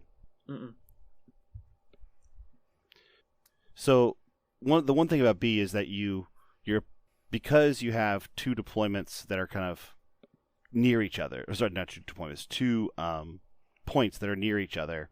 You can hold yours and affect the other. If you have enough range, or like a movement, an attack, some action economy there. So I feel like your opponent's going to be able to devote enough attention to the fight that your flanks might get overwhelmed. Or one of them could be, right? And then can you get up on scenario that way? That's meaning if you totally capitulate a flank, can you win on scenario? Well, I think with these lists, it's less about can I dominate where you're trying to fight me, and if they put overwhelming resources in one point, you just go to the other ones. And so if they're like, "Hi, I put 3 of my 5 characters on my left flank," well, then you just go to their home point. And or you move over to the other flank because your characters generally are more mobile and have more ranged ability to affect the game. Right. Well, what I'm saying is B, I think, benefits them more. I like the D deployment for that reason because, like you said, if they devote all their attention onto one side, well, they have 1 point in the center that they have just, I guess, one guy holding onto, and that's really easy for you to control, just one guy. So I like D for that reason also. I was thinking of good reasons why not B and D instead, and that's one of them. I actually think you just sold me on Bravo because if with the 4 secures, it's so much harder to contest 4 different ones. And so I'm thinking about it from the concept of you basically, the way the control lists happen is you prey on models that have already activated because they can't move again. And so You get a model, they move it onto a point, they attack you, whatever. You go. The only thing you need to do with your next activation is move that guy off the point. Like, that's your sole goal during the turn. Anything else you do is just extra credit. And so, move that guy off the point, they go. Well, now they still have to contest 4 points, as opposed to 2 points. So, you don't see them pile up models nearly as much if there's more points to contest. Now, that being said, that also means you have to clear off more points. And so, it's kind of what it is. Like, Black Panther can clear off 1 point by himself, basically always. And so can Shuri, and so can Peter. So you have like 3 models that can guaranteed take 1 secure by themselves, no help needed. So I think our list benefits the Delta deployment, but I think strategically a scenario-oriented list would, I think, actually rather play Bravo, I think. But, I don't know. I think you guys are in agreement on Cosmic, and I'm not super sold either way, so I'm going to agree with you and say Cosmic. So we'll cut Cosmic out of here. Also, it's another 16-point mission. I don't know if we want to run 2 16-point secures, because we like 17 more, I think. Alrighty, I think we actually have a pretty good pair here. So we've got Spider-Infected invade Manhattan, Panic grip city as evacuation efforts continue, Skrulls infiltrate world leadership, and then for secures we have Mayor Fisk vows to find missing witnesses, Infinity Formula goes missing, and Riot Spark over Extremis 3.0. I like those. I'm pretty comfortable with those. So now let's cut down this giant thing we have that we call a list of possible tactics cards. Well, my personal opinion, let's just do everything past the ones that I originally asserted. And let's just call it Strong point. I will counter with not doing that. All right, so I think Jeremy was correct. Let's go ahead and cut advanced R&D. It was mostly a cute thing. Shuri obviously is on the card, which helps. So advanced R&D is nice because the Web Warriors have a bunch of people that need like 2 power to do their thing, but it doesn't help Wakanda very much, I don't think. A lot of their people that need power generate power. Parker, go ahead and cut advanced R&D. How about we do it like this? Let's go around and take turns cutting cards, and if we disagree, we'll talk about it. Okay. And so, Jeremy, why don't you pick a card to cut off the list? Mission objective. Gone. All right. So, the reason I like to defend mission objective is specifically for stuff like Skrulls infiltrate world leadership. Sometimes you'll pick it up and you'll just be in a bad spot. You'll basically be in a situation to immediately drop it. And some of those you really don't want to lose.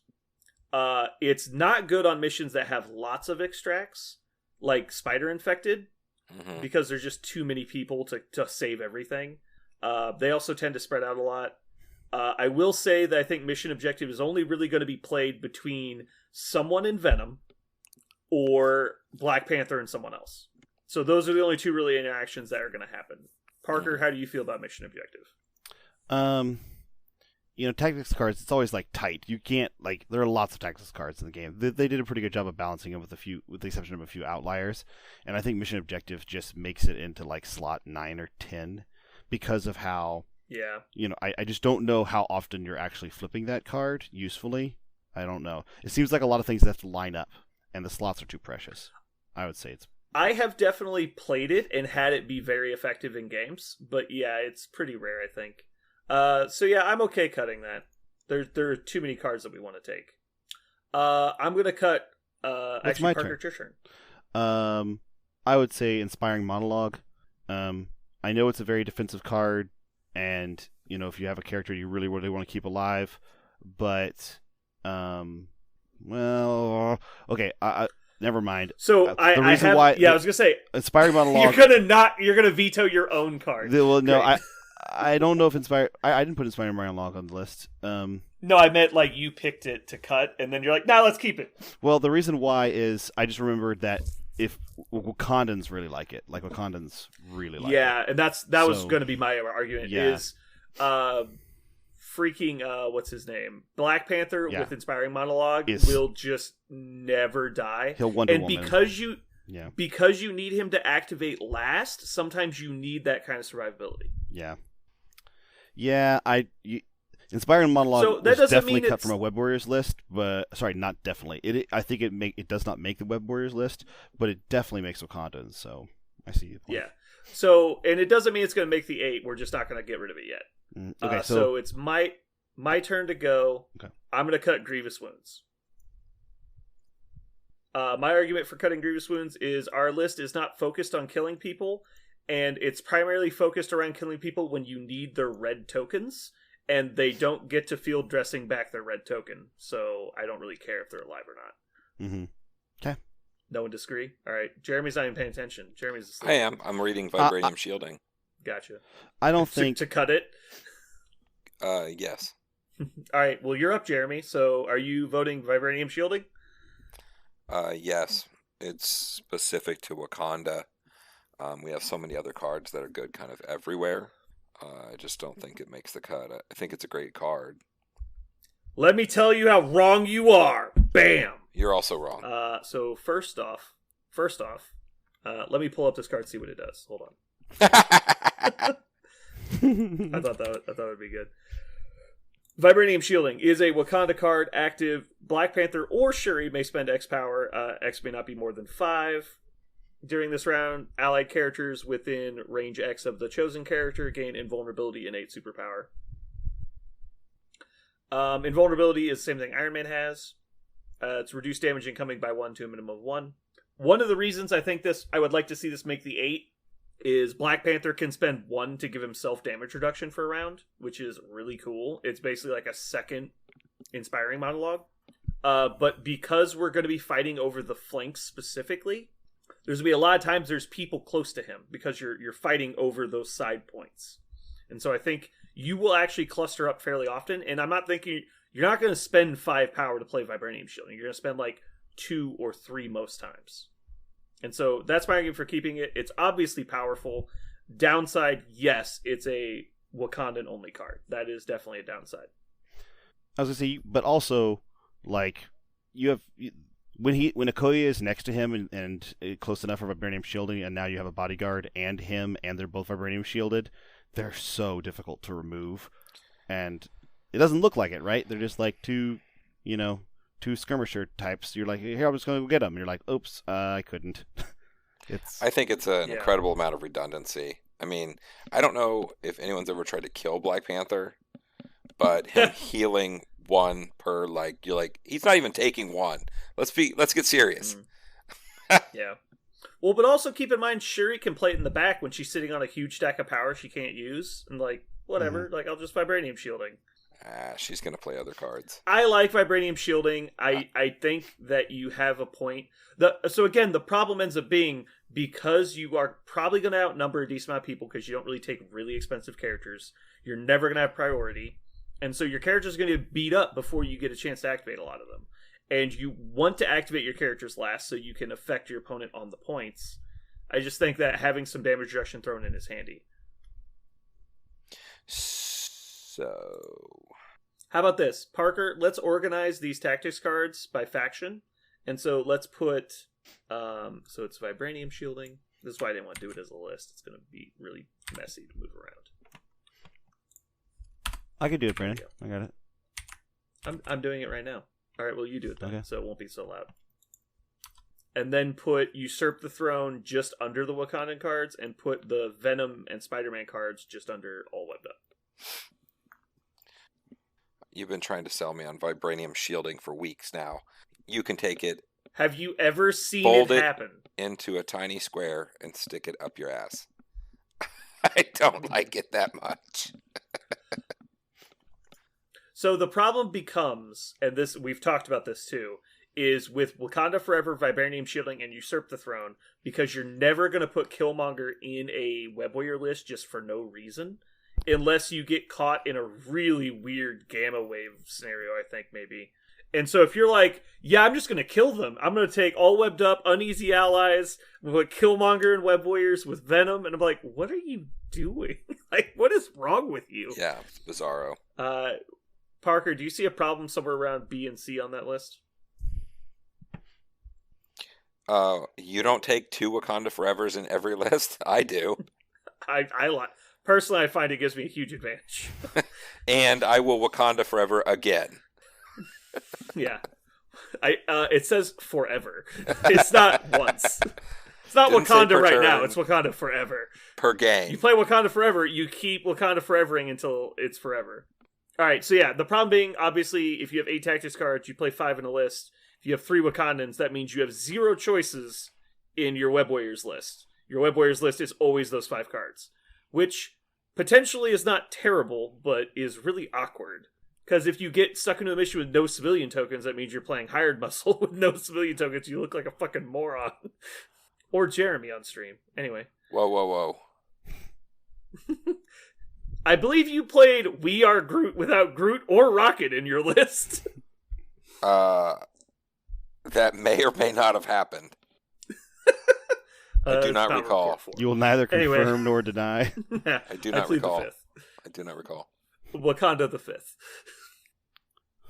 I was gonna say All right, so yeah. I have a limited experience with Wakanda, but vibranium shielding felt like frosting. It didn't feel like the cake. Like it was okay. So I'm not. All right, I'm not married let's to cut it. Let's just cut it. Get it out of here. I can see where this is going to end up, even if it stays around right now. In 4 more bans, we're going to come back to you're going to have to play Hired Muscle without civilian tokens, and I'm going to be fucking pissed. All right, let's actually look at it this way. Is it possible to play a mission with no civilian tokens? No. The scrolls are civilians. The evacuate. So if you choose red, you get civilians. Extremist and Infinity Formula, neither are civilians. It is possible you play a mission that doesn't have civilians. If you choose blue and Fisk is not available, you must play Infinity or Extremist, and if your opponent doesn't choose a civilian mission, Hired Muscle is useless. So we're cutting Vibranium shielding for that reason. Because Hired Muscle is sometimes useless. And we know we're playing Hired Muscle, which means there are 6 cards outside of Wakanda that are not some or that I can't speak. There are potentially 4 of your 8 cards that are useless to Web Warriors, is what I'm trying to say. Finally got there. All right, so Vibranium's gone. Jeremy's done. Parker, you're up. Pick one. Ban it. Trip Up. You fucking idiot. Oh my god. Alright, just kidding. What a fucking idiot. I really enjoy being on this. Do you play podcast. Hired Muscle without civilian tokens? Yeah, I know, right? Well, that's why you were suspended for a week. Yeah. Alright, so Trip Up is a reactive card. Costs 1 power each to play when an allied character targets an enemy character, and there's another friendly character within 2 of the target. If the attack deals damage, you get to stun and stagger them. I do like this card. I agree, though. It probably needs to go. It's certainly the less viable of the 2 in here. Jeremy, do you want to argue for Trip Up? I mean, it's super cheap. It's going to happen, and it will most likely add stun and stagger to somebody. But is it required to, it's just kind of one of those, it's just really cool. I think it's a great card. I think Disarm is just as good. Let me double check Disarm. Does it require damage as well? No. Yeah, it just happens. Also costs 1 each. So yeah, I think we take Disarm because it's more reliable. Like losing an action and losing 2 attack dice. I think the 2 attack dice is actually better when you count in that some people have AoE attacks. Like MODOK could potentially Doomsday Dare twice. That's total prevented 8 dice. Also, all you've got, or if they Cosmic Invigorate, it's still in effect, as where the stagger only happens once. I think I'd rather have Disarm. Also, here's another thing, and maybe we could talk about this. When you stun and stagger somebody, you it's kind of a hard control, right? You're removing you're removing options from them completely. They can't do things in the game, so that might change what they do. If you disarm them, they may go ahead and be like, okay, well, so I lost some attack dice, but I'll go ahead and keep doing what I was going to do and try to be offensive against this list when they're totally neutered. Like they may play, like they should play as if they don't have attacks anymore, right? Maybe they should. I think that's actually more true. Are you saying that Disarm is worse or better? I think it might be better because you might trick your opponent into thinking they can still do things with the character that they can't. I agree. I think the psychological effect of saying, hey, you have 2 less dice is going to convince them they shouldn't bother attacking you. Yeah. And so the or they might not even activate them, as where if if you do an attack and also like if you stun and stagger somebody, and it's like it's only really useful if they're like really high on hit points, because if you can't do that if someone has 2 hit points, right? Because they'll just get dazed and turn it over and not care. Mm-hmm. And so that's kind of annoying. Sometimes stun is better. Like Hulk, you need stun. Like if you stun and stagger Hulk, he is so sad. And as where disarm isn't as effective to him because he's more about the flat damage. Yeah, so I mean they each have their place. Honestly, I don't think either of them make the cut, but I think disarm is more viable, mainly because it's guaranteed, and the other one is a maybe. Mm-hmm. Also, I think disarm is from further away, isn't it? It's within 3. Yeah. Yeah, it is. Yeah, it's within 3 instead of 2, so it's just a lot more versatile. It's kind of like rocket boots and climbing gear to me. Disarm, I think, is just better, unless you absolutely need the stun or the stagger. All right, so that was Parker. I'm up now. Let's see. I haven't even been looking. Disarm. I'm just kidding. There's actually we're getting to the point where there's a lot of good cards now. I'm gonna say climbing gear. Actually, I do have one more argument I want to say about disarm though. Lowering people's attack dice is normally good. It's amazing when you have very consistent defense dice, because you're lowering their maximum number of hits and their potential for spiking. And when you're rolling, like both Wakanda and Web Warriors re-roll a ton of defense dice, so it makes their lowered attacks even better. But going on, I said, what did I say? Get rid of climbing gear? Yeah, you did. Yes. Okay, climbing gear. Both of our lists are not that particularly worried if they have to forego an action to move. The only character in Wakanda that kind of doesn't want to move is Shuri. And she's got range 5, so like climbing gear's pretty worthless. I mean, Black Panther not having wall crawler's kind of annoying, but it's not the worst. Speed long, so you kind of go around a lot of terrain. You have charge on Valkyrie and Killmonger. Black Panther has pounce. Okoye doesn't really care if she has to move. It's not super important. Venom, I guess, is the only one that really doesn't want to move, but he has web snare. Everyone else is so mobile. I think it's just overthought in this list. Like, you don't need the mobility, is my point. And you already have a bunch of wall crawlers. I think it definitely limits mobility if you're playing Wakandans, because they're literally slaves to terrain at that point. But yeah, but there's just not that many pieces of terrain. I think with good play, you can get around it. Like, if you're setting up your models to stand behind size 4 terrain, you should stop doing that. And so, like, it is what it is. You don't play it for the wall crawler, you play it for the free move. But wall crawler is handy in some spots. Yeah, you just don't need it. Our list is so mobile anyway. You just don't need it. Yep. Okay, Jeremy, you're up. How are we down to now? Do not like uneasy allies at all. Cut 5 more cards. Yeah, I was gonna say that one, but I wanted someone else to pick it because I put it in. I love uneasy allies. Okay, arguments for uneasy allies. It is the best damage buff card in the game. It doesn't cost power and adds 3 dice instead of 2. Best damage card in the game. Okay, I agree. Also completely worthless in our list. But I agree. It is the best damage buff card. And it's cool. But yeah, no, it needs to go. Yeah. We could keep talking about why I don't like it. That's fine. Just get rid of it. It's a great card, but it's just like climbing gear, not in this roster. It's not a problem with the card, it's a problem with the roster. Yeah. Alright, Parker, you're up. He's going to say field dressing. I'm just going to disconnect him from the Discord chat. No.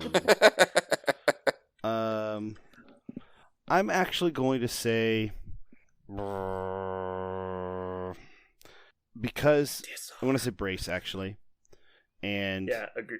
The reason why is I don't think you can cut field dressing and med pack for brace. And that's just because you got to have 2 of those. I think brace is by far the weakest.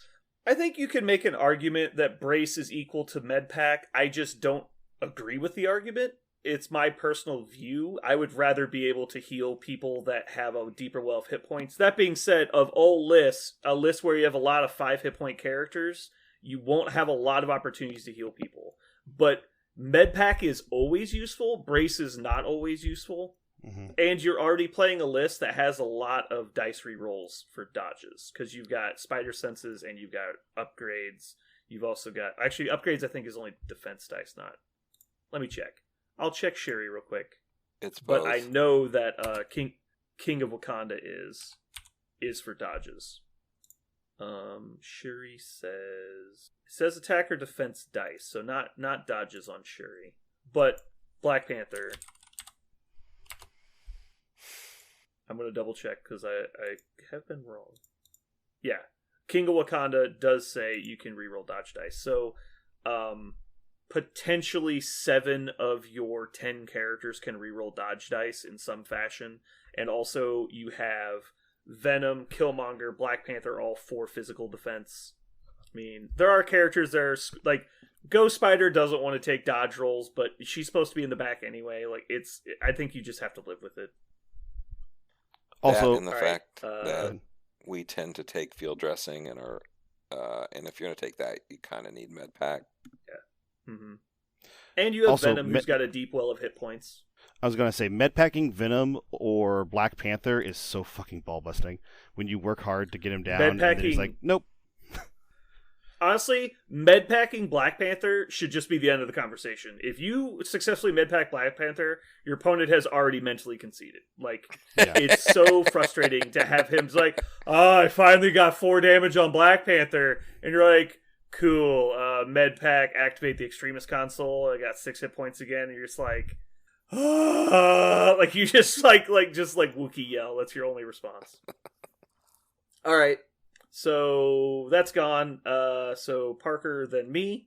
I'm going to get rid of Recalibration Matrix. This roster already has so many fucking rerolls in it, I don't see how we could need a 3-cost card to do it for us. Jeremy, tell me why I'm wrong. Because your opponent will spike and straight up off a guy randomly for no fucking reason, and Recal stops that. That's really the key to it. Does it though? It only stops it if they don't roll enough damage to still kill you. And remember, a lot of your characters have 5 hit points. So if they're already spiking, usually the spikes are on crits, so they're rerolling more dice than you already. Mm-hmm. Because it actually makes your defense dice less effective because you've already used all your rerolls when you play Recal. Mm-hmm. Right? But if it's somebody rolling, 4 dice, and they spike into like 5 hits off 4 dice, and you're like, what the fuck? Yeah. You know what I mean? And then you've blanked, or you've gotten 2. Yeah, and it's a builder attack. 3. I mean, when are you gonna have 3 power just sitting around on a web warrior? Or like I'm just trying to think of the characters that are gonna play it. Like Black Panther could play it, but like I'd rather just have vibranium shielding in that situation. I think like spikes are gonna happen, but like your defense dice are so consistent that removing the consistency of your rerolls, it's not as valuable in this list as it is in other lists. Okay. And so it's like the climbing gear argument. It's like, it's just worse in this roster than other rosters. I do like Recal. I just don't think in this roster it makes sense. Are you judging that with Wakanda as well? I mean, is this just a Web Warrior thing? I think more so with Wakanda. Like, so Peter and Miles reroll a lot of dice. Everyone else in Web Warriors is just the 1. But on the backside, everyone Wakanda can also reroll 1 defense die for 1 power. And you've got upgrades, and you've got the General of Doya or whatever the Okoye's ability is, where she rerolls the defense die always. So she's rerolling 2, plus you have upgrades potential. Like, I think that you just reroll so many fucking dice, it doesn't matter. And like, if the rerolls haven't saved you, like rerolling your dice again is just going to give you a worse total. So even if they roll lower, you're going to roll lower as well, statistically speaking. That's how I feel about it. Okay. I mean, I can see that. I can be outvoted. No, I mean, we have so many good cards that it's not a big deal. That one I don't think was going to make it anyway. So, all right, Recal's out. Jeremy, you're up. Just for clarity, real quick, we have 1, 2, 3, 4, 5, 6, 7, 8, 9, 10 left. So we only have to get rid of 2 more. So I won't get another vote unless we veto something. Our cards are Wakanda Forever and Usurp the Throne for Wakandan cards. We have All Webbed Up and Lethal Protector for Web Warrior cards. And then we have Field Dressing, Hired Muscle, Medpack, Disarm, All You've Got, and Inspiring Monologue. Jeremy, tell me which of these 10 need to go. I'll take the easy one. I think Disarm goes. Nice. I got him to do it. Yes. I know. I know. I've already made arguments for Disarm. I completely agree with my arguments. Disarm is better in Web Warriors than most other factions. And the same thing with Wakanda because of the rerolls. Your defense dice are so much more valuable than other people's defense dice that lowering other people's attacks is super valuable. Mm-hmm. Parker, do you have thoughts on Disarm? Do you think it's the weakest of the 10? I actually like it more than Inspiring Monologue. I would actually take out Inspiring Monologue first, because I think you play Inspiring Monologue with one of the factions, and you could play Disarm with either, because for the reason you just gave, because you're rerolling so much over both factions on defense. I actually think Inspiring Monologue is only useful in Wakandans. Now, it's really useful in Wakandans, but I disagree, actually. I think it is useful in Web Warriors because they can reroll skulls. And because they can reroll skulls, there's no amount of diminishing returns on rerolls. That's true. Like, Peter Parker on a point with Inspiring Monologue is one of the hardest to get rid of models, because he's rolling 9 defense dice if he rolls 0 crits. Actually, that I will take. Gosh, Inspiring Monologue is so weird, because I always like, you just reroll some dice, but you reroll the dice the whole turn. So Disarm's only affecting one opponent activation, and Inspiring Monologue's affecting the whole turn, so the whole round. Well, it's affecting one of your models. So the problem ends up being if they can avoid attacking that model.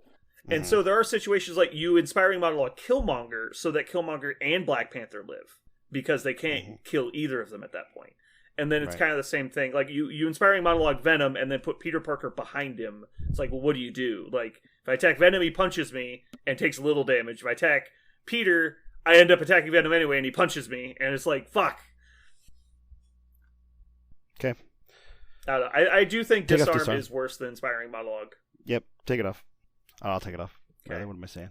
I got this. Yeah, you're the person taking them off. All right. So, Parker, the only question for you is, all you've got the worst card on this list. And we've talked about how we think it can be like a game-winning card. Like, we don't play it for the silly, like, attrition plays. You do it for the Peter Parker needs to triple move and throw somebody. Like, what do you do? Or Shuri just needs to push 4 people and laugh at them. I swear to God, all you got that happens. Such a fucking ballbuster card, man. Here's the thing: all you got wins the game, like finishes the game a turn early, right? Like, potentially. That's what it does. In a scenario-based list, you're just trying to get to 16. You don't care what happens if you get to 16. So you can be like, well, I'm turn 4. I could get this if I had all you've got. I could push them off of... Well, no, you're only pushing them off of points, right? So you're not winning with all you've got. You're not getting extra points. When you kill someone and pick shit up. But doesn't all you got... Don't you immediately die before the turn ends, though? Hey, guys. I would... You do die, so picking this stuff up doesn't help. Yeah. But you can... Like, if you're activating last, you can prevent opponents from scoring stuff. Also... Trying to think here. What's a situation where this would help you with an extract? I mean, I guess there's a timing thing where if you outnumber your opponent, you could activate this character, attack the character they haven't activated yet that has a token, kill them, die, and then have your last character go and pick it up, and they don't have anybody left. I think that's probably the only time it really matters. Well, then that's pretty weird. If the only thing all you've got is doing for a scenario list is slowing your opponent down, that does that close the game out? I don't think so. Oh no, you do it to like clear a point. Right. So you clear a point off. Or 3 points, yeah. But you don't have to be the person to score the point, Parker. I get it. Yeah, so you activate Black Panther and you push someone off a point, move, play all you got, move again, get to the other point on the other side of the table and push someone else off of that point. And it's like, it doesn't matter anymore. You've lost. Like, so they're getting 2 less objective points that turn. No, like your people are standing on them already. Right. So if they let you stay on points and the only thing they could do is stand there next to you, then that's how you're winning with it. No, but that's what happens anyway. Like, let's say you're playing Web Warriors and you're standing on the points, right? they come up and punch you.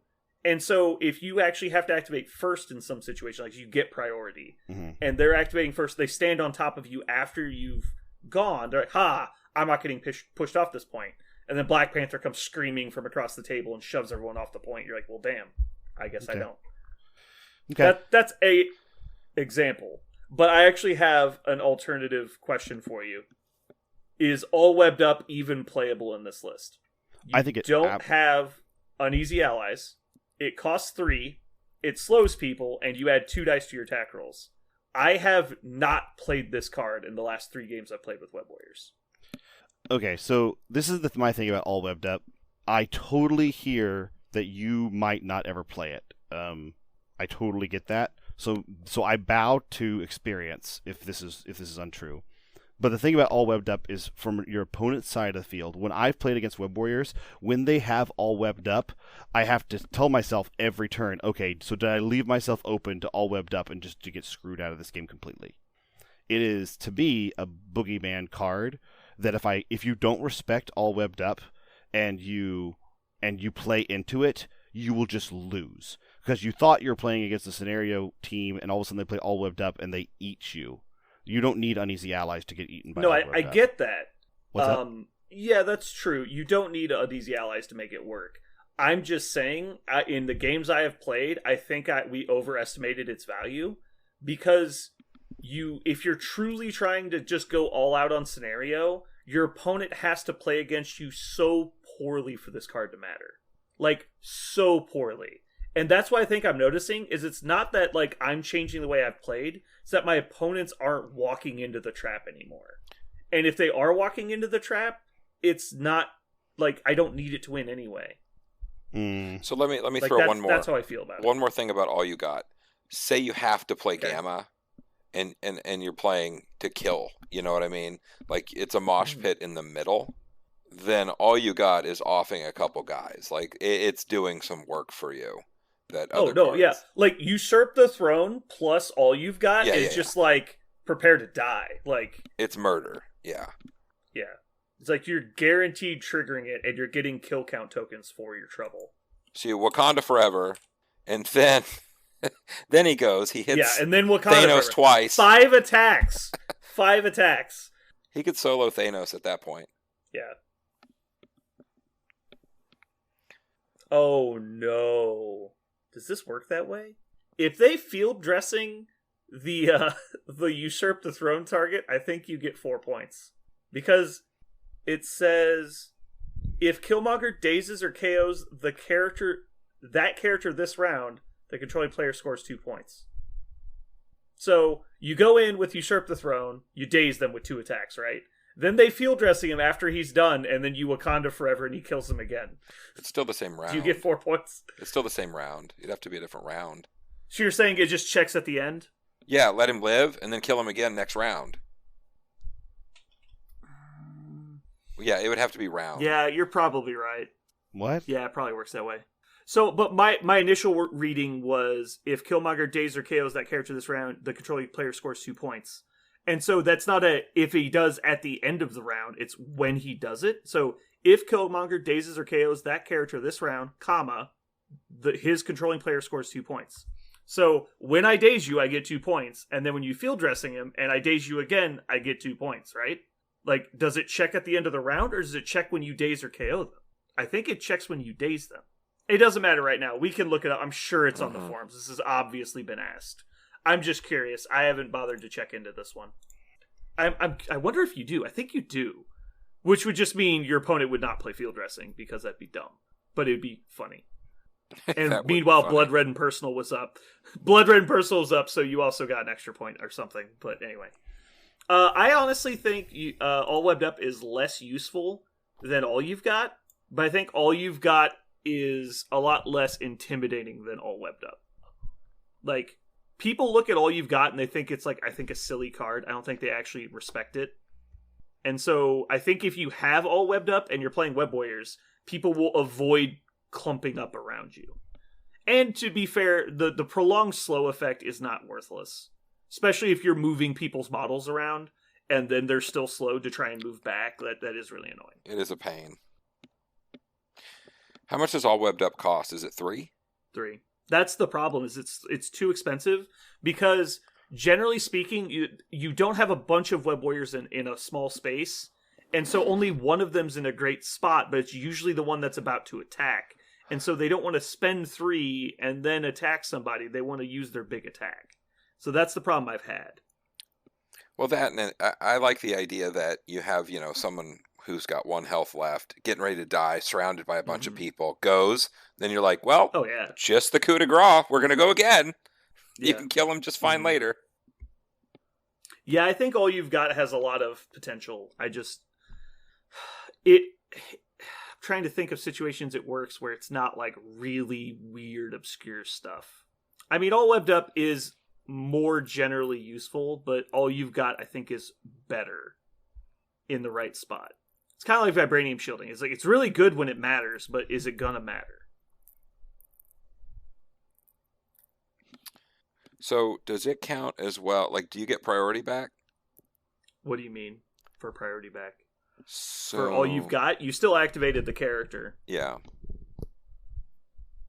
Yeah, that doesn't do anything for you. It will not change priority. In fact, you'll commonly lose it because you'll kill people. Mm-hmm. It's kind of like field dressing. You're more likely going to lose priority when playing it than gain priority. I think we should cut all you've got. And then leave in the rest of them? Yeah, I think so. I actually really like all you've got, and I'm like honestly like a coin flip between all webbed up and all you've got, which is annoying because it's both all cards, but I think all webbed up probably has a better intimidation factor, which is why I'm leaning with keeping it, because people know what all webbed up does, and they don't want their whole team to get slowed and attacked for extra dice, and so it will keep them from clumping up more than all you've got will, and will actually help you. It's kind of like the disarm versus trip up concept. It's like when your opponent thinks he can't hurt you, he's going to avoid attacking, and he's going to choose something else if there's another choice. Where if all webbed up's in play, they're going to try to not bunch up unless they have to, which will probably end up benefiting you in the long run. As where all you've got is just something that happens, and they deal with it if it happens. Mm-hmm. It's like if you play Inspiring Monologue, they stop attacking that character. As where if you play Medpack, they keep attacking that character. Like, it's a psychological difference, even though statistically speaking, they're about equivalent, I think. Also, there's something to be said about the fact that all you've got in this list when you're playing scenario is you are purposely taking one of your characters, from healthy to out of the game. And purposely taking a character from healthy to out of the game in a scenario list might be a bad trade. Yeah, because it's a guaranteed character that can't score. Right.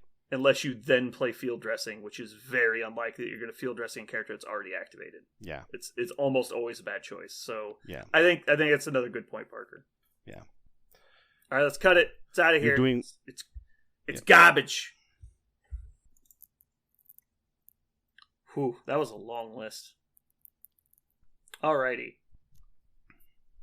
I think this is it. I can't think of anything that I'm not happy about. I'm pretty happy with our final 8. I'm surprised Inspiring Monologue made it through the cuts. Well, I kept trying to cut it, and every time I had to go back. You picked it like 3 times and then argued against cutting it 3 times. Well, it's because every time I was like, well, what about, wait, no, it's that good. Well, what about, oh, nope, still amazing. Wait, what, okay. Also, I mean, personally for me, I love Inspiring Monologue. I put it in so many rosters it probably shouldn't even be in. I love it. I think it's a vastly underrated card. I also just love rerolling dice. And so, especially with 2 factions that already reroll dice, I think it's helpful. I think the faction that the funny thing is you first you look at it, you go, well, this faction already rerolls dice. You're like, no, that faction lets you reroll skulls, and that faction has a character that uses successes on blanks. And you're like, oh shit, like that. That's why. Okay, yeah, that's better. Like both at teams first, can it use seems, that very well. Right. Yeah. That's how I'm kind of looking at these. Who can use what, and how well do they do it? Like, Wakanda's always good. Usurp the throne. You're going to do that 50-50. All webbed up. Again, status effects are no joke.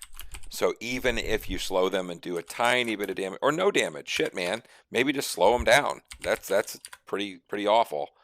Lethal Protector, Field Dressing, Hired Muscle. I mean, you're going to use all these, I would guess, every game. Well, not all of them. You know Just what I kidding. mean. Yeah, I know. All right, so yeah, our final 8 is All Webbed Up, Lethal Protector, Wakanda Forever, Usurp the Throne, Field Dressing, Med Pack, Inspiring Monologue, and Hired Muscle. Honestly, looking at this, it's pretty standard for lists I build. I usually, if I'm doing a dual faction list, I dedicate 2 cards to each faction, which is All Webbed Up, Lethal Protector, Wakanda Forever, and Usurp the Throne.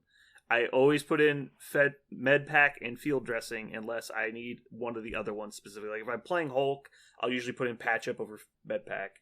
If I'm playing, it's another good example. Like if you're playing a lot of squishy characters like, what's his name? Rocket Raccoon, I'll probably put in Brace just to make it that much harder to get to that person. So your 2 restricted cards always go in. I just prefer these 2. And then you've kind of got your 2 wild cards. Like I think every roster slot has 2 cards you're kind of picking for the list. We chose Hired Muscle, which is I think super obvious, and Inspiring Monologue, which synergizes with our cards. And then our extracts were Spider Infected, Evacuate, and Scrolls. And then our secures are Mayor Fisk, Infinity Formula, and Extremist 3.0. And again, our roster was Spider-Man, Spider-Man Again, Ghost Spider, Venom, Valkyrie, Black Panther, Killmonger, Storm, Shuri, and Okoye. Pretty happy with this list. It's pretty similar to what I've been playing, which is we knew from last week. And I think with these mission and card tweaks, I'll probably see a little bit better return. Do you guys have any misgivings about the list we put together? You think we made any mistakes? No, I think we were like, I'm actually really pleased with how much we hashed this out. I feel like I learned something. I used to kind of just throw in cards based on, what I thought was good. I liked, thinking about some of these things like 2 or 3 times because it helped me understand, what I may have been missing when I was making choices. I like that. Yeah. I like that we took the time to think about like 2 of the 3 missions go to each faction really well. So your mission choice should never affect which affiliation you're going to play. It's really just which of my 2 rosters benefit the best against my opponent's mission. So that's probably going to be what chooses which affiliation you're going to play more often than not. I also love that we cut the 14-point red because we're like, 14 points is great for this. And you're like, wait a minute, we'll never have that. So I love that we thought of that. That was a good thing. Yeah. Yeah, working through it obviously is going to increase your knowledge of the concept of building the list and everything. So I think we did a good job there. So let's go ahead and wrap things up. Parker, I believe you have story time for us with your comic corner. Yeah, we have a comic corner. Now this one it's not themed on our day about Wakandans or Spider People. Stay tuned after the credits for reasons why. Yeah. But I actually have one of my if you just want to see like a fantastic, just solid Avengers title,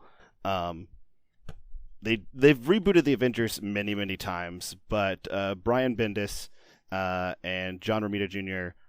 Put together a fantastic, what was probably like the 13th or 14th reboot of them, and the name of the book is just Avengers.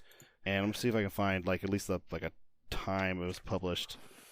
Oh wow, this is horrible colors. I'm looking at it's red there should on be an orange. Parker, there should be an ISBN number on the back that they could look up.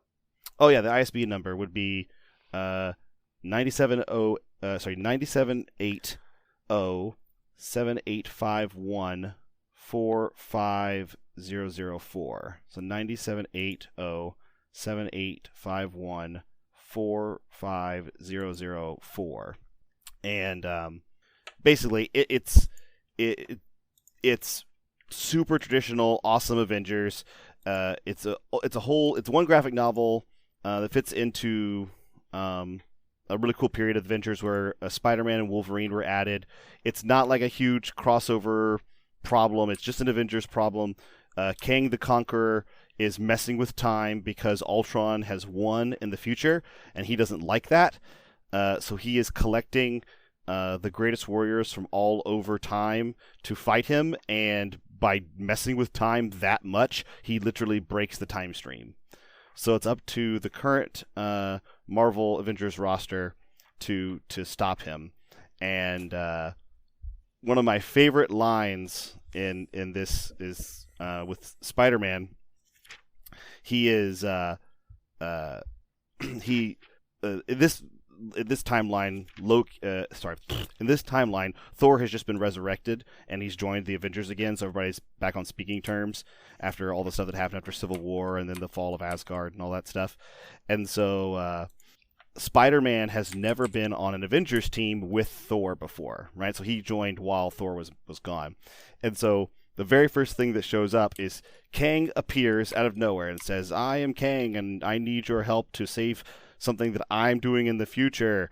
And immediately Thor just destroys him in the face. Just without even thinking or blinking, just blasts the crap out of him, throws him off of the Avengers Tower, and he just lands like 2 blocks away. And then Spider-Man goes, "Holy crud." And then Hawkeye goes, "That would be what it's like with in the Avengers with Thor." And he was like, that is so cool. I like that set like the whole tone for it, which is just Avengers being Avengers. Tony Stark makes things to solve problems, and Captain America is a fantastic leader, and Spider-Man is snarky and perfect in this like totally out of his league with the world's mightiest heroes, but somehow hanging with them. And the story is interesting and compelling. I don't want to spoil too much of it because it's a lot of time travel and they're trying to untangle this problem, but it's also one of the cool things in this comic is when they go to solve the timeline problem, they end up getting to the future at one point, and they look at future Tony Stark's like timeline of events that have happened, and it is actually the timeline that plays out in the Marvel Universe like 3 to 4 years after this issue. So if you pay attention closely to one panel of this comic, you'll actually see like functionally a preview of everything they did in the Marvel Universe for like 4 years. And I read this, many years after it was published, and I was like, that is so cool. They literally just put exactly what was going to happen. They knew it that far out, and they just put it in the book, and you could figure it out or not. So it shows a lot of a dedication on the writer's part. The John Romita is my favorite art maybe in comic book history, and he does a fantastic job with it. So yeah, if you have ever liked the Avengers or any of the Avengers characters, and you want to see them being exactly who they are in like a very perfect way, The Avengers by Brian Bendis and John Romita Jr. are just fantastic. Cool. All right. Well, that's going to do it for us today. So let's go ahead and sign out. This has been Brandon. And Parker. And Jeremy. And thank you for listening to The Gauntlet.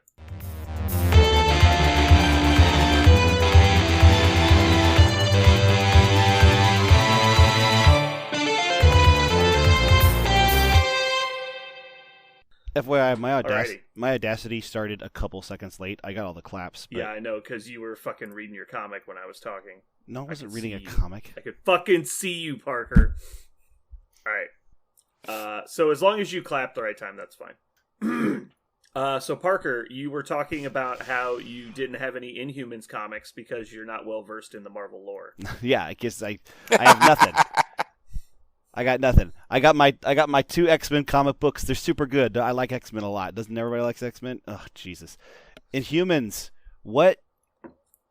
Okay, the most interesting Inhumans comic I found was one called Marvel Pets.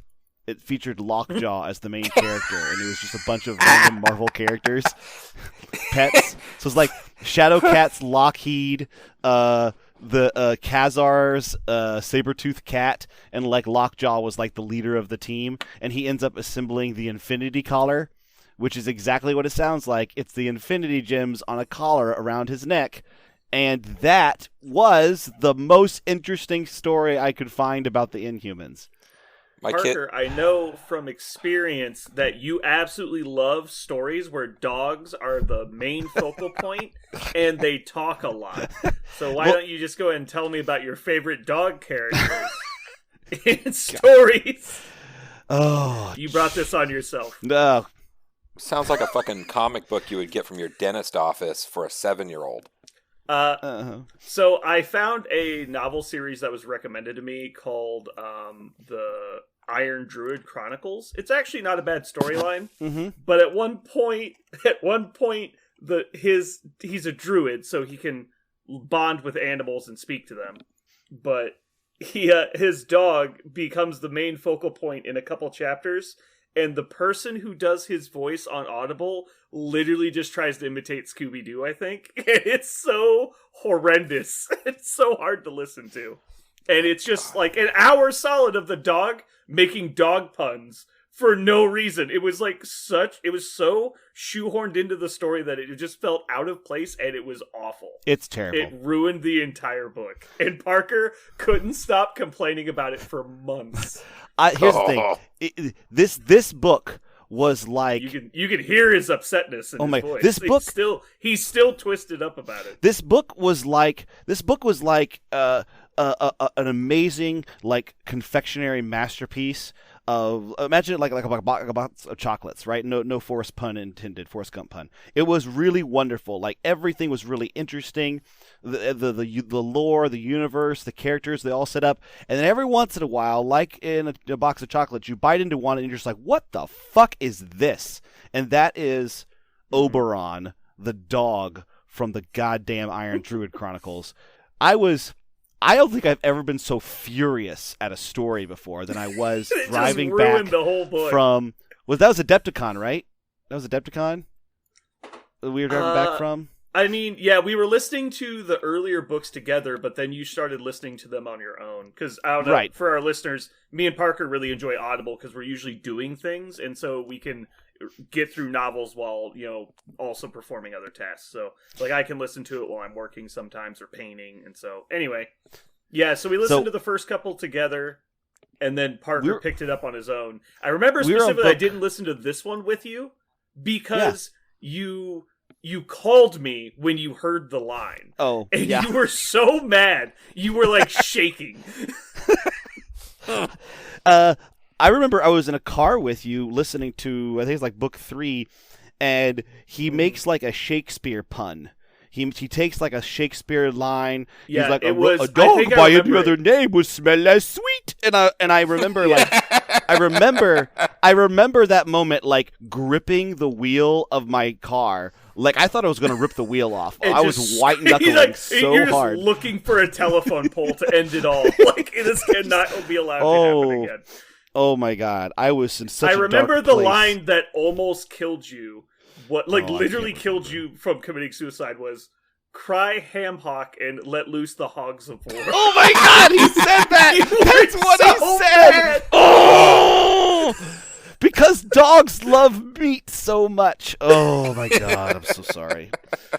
I totally ruined that, by the way. In tears with how mad you were when he said that. My stream, by the way, like my audio just looks insane. It's just nothing but waves while I was screaming in pain.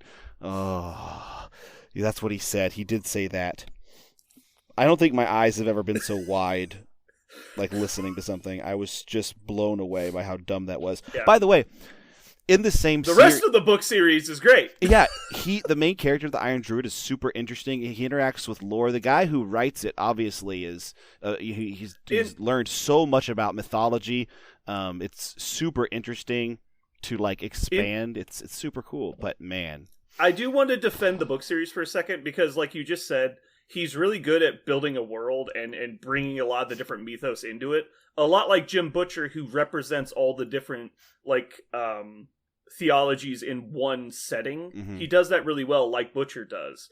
But the dog isn't like an intelligent dog. It isn't like a supernatural dog. It's not like a werewolf. It's a dog. It's like a golden retriever. And so it's not an overly intelligent creature. Like, obviously, dogs aren't incredibly dumb or anything, but like they're not like human intelligence. And so the dog just stays at home most of the time watching TV, and so the dog references stuff it hears on TV a lot. Oh my God. And the references it makes are so silly. They're just so like strange pop culture references about everything.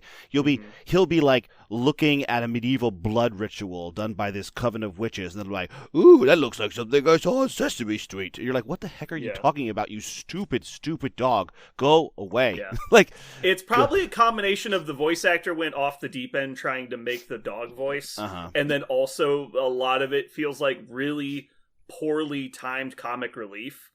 And so combined together, it's just very like disjointed from the rest of the book. However, to be fair, those moments, if you like added up all the minutes of the novel, to read or to listen to, moments that Oberon talks is probably maybe 10%, maybe. That would be it's probably more like 1 to 5%. Yeah, it's gonna be, except for that one. That one, there's like half an hour of dog talking. Yeah, there's a lot of that, and it's just that's all it is. Like, he doesn't do anything. You think like, whoa, cool, like a hound that you can talk to. Surely you perform some sort of interesting task with that. Nope, he just provides pop culture references and bad dog puns. It's like having a 3-year-old like kid brother along with you. And but you're solving a murder, and you're like, this kid should not be here. Also, there's no benefit in having a child in this situation. And also, the child knows ridiculous amounts of like entertainment news, like ridiculous amounts of like also like novels. He's one of the most well-read dogs ever. Like, why, how? Well, hopefully. Like, how has this dog read Sun Tzu's Art of War? Like, how has he done it? But he references it. I told you that the author just released a short story that's just the dogs, right? Oh, Jesus. They go, the Oberon and the female wolfhound go on an adventure. Oh, and literally the human characters are not in the book. Oh. All right, we're moving past this. Thank you. So we were talking about Inhumans. Yeah, we'll never get off this topic. We don't right now, so... Yeah. Anyway, we were talking about Inhumans, and you were saying about how much you like Lockjaw and other dogs. I do actually. Lockjaw, I was telling Jeremy earlier, that Lockjaw may be the only interesting character in the Inhumans. Crystal had a relationship with the Human Torch at one point, and that's how they tried to like make her important. And like, it's in the modern Marvel universe, there just had a major event in which the Kree had a huge cosmic, basically, implosion, like their society imploded. And it was based on a relationship with Black Bolt and the Inhumans, because the Inhumans were created by the Kree. But the Inhumans are. The fact that they've never had like their own long-standing title is a testament to the fact that I don't think they're very interesting. Like, they're a isolationist society that's completely out of touch with everything anyone knows. They all have powers, but they don't have any problems, except they don't want anyone to be around. That's not a very appealing like group. Like, I don't care about Inhuman problems. They have infinite resources, infinite powers, and infinite isolation, so they don't have any problems worth caring about. Yeah. I was speaking really with someone silly. Yeah, I was speaking with someone at the shop when they spoiled the Inhumans. Excuse me just a second. I'm having like some weird heartburn all of a sudden. It's weird. Anyway, and they were talking to me about they were a big fan of the Inhumans, but they said that it's really weird because like they're really strong like functionally in storylines as objects, because they're all very powerful and very interesting like mechanically, but all of the characters are just these like face behind a mask, like you're a position, not like a person.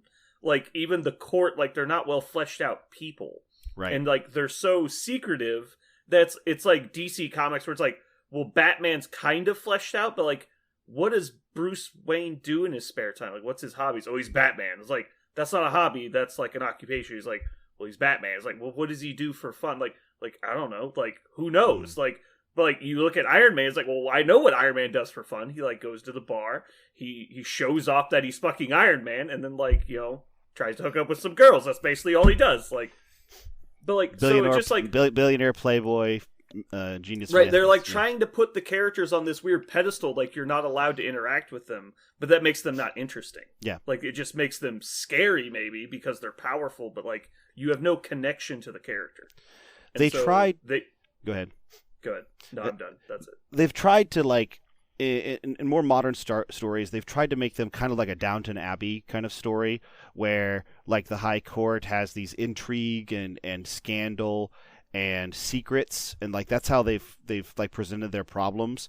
But Black Bolt is literally a silent character. You never actually get to hear anything that he says, only through other characters. Sometimes they can interpret his like emotions, or he kind of has a telepathic thing with his wife that they never explain.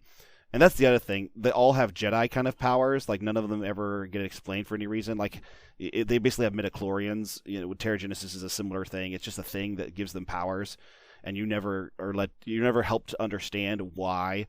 And I know there are, cosmic rays. Why should that give you invisibility? And a mutant gene. Why should that let you manipulate ice? I get that the physics of it is hard to understand, but Terrigenesis is a step above in terms of ambiguity. So there are so many things that are mysterious about them, and so many things that are untouchable about them, that they're just super flat characters. And the most interesting things I've ever seen come out of them are when, you find out that Black Bolt had lots of secrets, and, Thanos was after them. That was semi-interesting. But even then, I don't sympathize with them. Like, I don't care what happens to them. You sympathize with Thor when he can't get his hammer. You sympathize with Tony Stark with his battle with alcoholism. You sympathize with Peter Parker because he's so mortal, dealing with these gods all the time. You sympathize with mutants because they're marginalized. But there's nothing really to sympathize about the Inhumans. They're all super set up and infinitely powerful. It's really hard. So the only one to sympathize with, I think, is the dog, because it's easy to sympathize with dogs. Dogs are friendly and fun. They're literally inhuman. Like, they're foreign to humans. Like, you don't relate to them at all because they're not relatable. Yeah, you're pretty hard. Jeremy, have you been a big Inhumans fan? Well, I mean, you have to be hard pressed for me to not have any sort of experience with a comic book character. I mean, I spent like my teenage years with boxes of comics, and I gotta tell you, they're one of the few that I really don't know much about and could never give a shit about. Nothing I've heard about makes me care about them at all. And maybe we're just simply missing a movie with billions of dollars behind it, and I'll be like, okay, I'm sold. I mean, Guardians. Yeah, but that's true. But I did know about Guardians. I knew about them. Like, I was like, okay, they're kind of, cheeky and silly, and, they're just like, we're going to introduce space. So then, yeah, their movie knocked it out of the park, and it's a whole different level now. But for Inhumans, and to never, like, even his card, he's like a 5-point dude or whatever, and there's things happening there, and it's supposed to be cool. I'm like, I don't even want to paint this thing. I don't know. Not interested. Yeah. Alrighty. Alright, well, that's probably enough Inhumans talk, because we're going to have some more coming up. Alrighty. So, Jeremy, let's tell Parker about the greatest list ever conceived. Parker, we built a list yesterday. So I'm going to say my title, and then... Parker. What? You're going to have to say yours, because you came up with something cute. Alright. I did come up with a new name. So, Jeremy played a really cool list against me using Storm, and it's basically... Storm the faction, because you don't really take X-Men. Kind of like what we were trying to do with Mystique, where you're just trying to abuse her leadership as hard as possible while not wasting points on Brotherhood that don't want that ability. And so he came up with a really interesting list, and the list he played against me was MODOK, Okoye, Beast, Taskmaster, and Storm, which is obviously not an X-Men roster, right? But it worked out really well.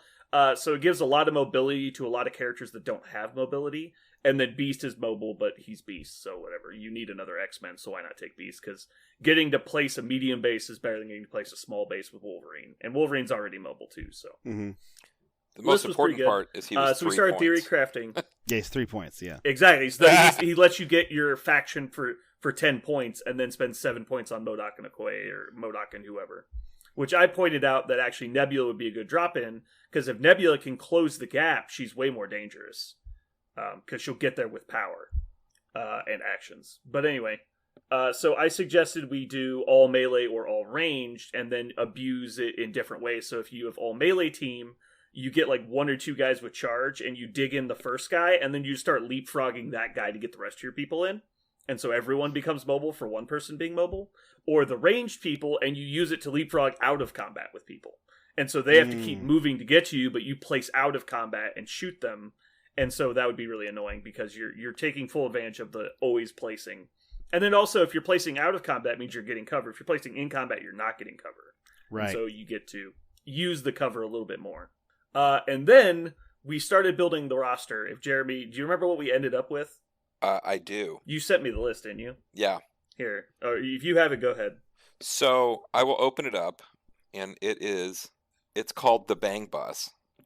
And so just to go back for a second, we were talking about all these things you can do with Storm, because I'd been kind of like going into the tank with it, going, what can we do? This has got to be abused. So then he's like, well, you can use range. And then we're like, we can do melee. And then all of a sudden, Brandon's like, fuck. I think I should wait, and just grabbed my character box with all my character cards in. I was like, watch this. Okay. And I just started pulling out characters. All right, so here's the list. And, yeah, go ahead and read the list. All right. Ghost Rider, Ronin, Infinity Gem Power. I like it already. All right. Venom, Wolverine, Sabretooth, Storm Beast, Valkyrie, Nebula. All I'm going to tell you is I dare you to take 18, 19, or 20-point mission. And guess who I run? So guess what faction that is? X-Men? No. Nothing. No. We're going to embrace Jeremy's, let me just build lists that can't be affiliated. And so the 18-point drop is Ronin with the Power Stone, Ghost Rider, Sabretooth, Venom. And so you have Ghost Rider and Ronin, which are obviously just, you can't attack anyone in this area without getting complete shit on. And then also, you have Sabretooth and Venom who counterattack. And so if you attack anybody, you're screwed. And also, the great interaction of, let's say you attack Ronin.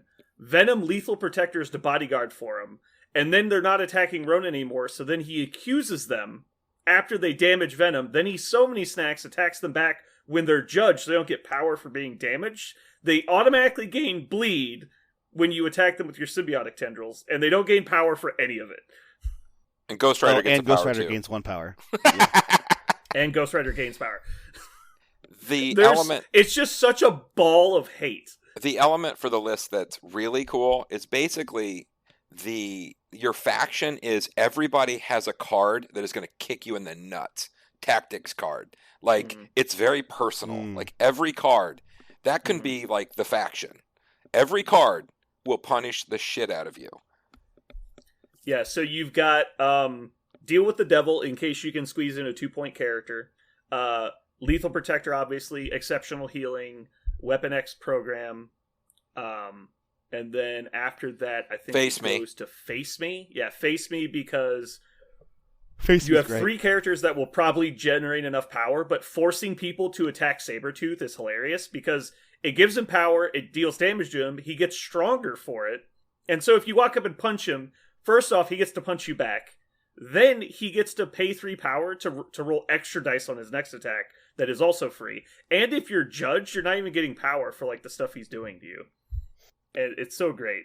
Oh, and then if you roll really hot against him, then Ghost Rider makes you take damage for your crits. Yeah. And so you're just like, everything in the list just damages you all the time. It's really funny. I don't know if it's great all the time, but at like 18 points, I think you could actually like see a lot of people playing like 4 characters. Like, you can't win on scenario fast enough to not have that list just shred you. And if you wanted to be super cute, you could put in the Highway to Hell card where Ghost Rider just grabs a guy and pulls him out.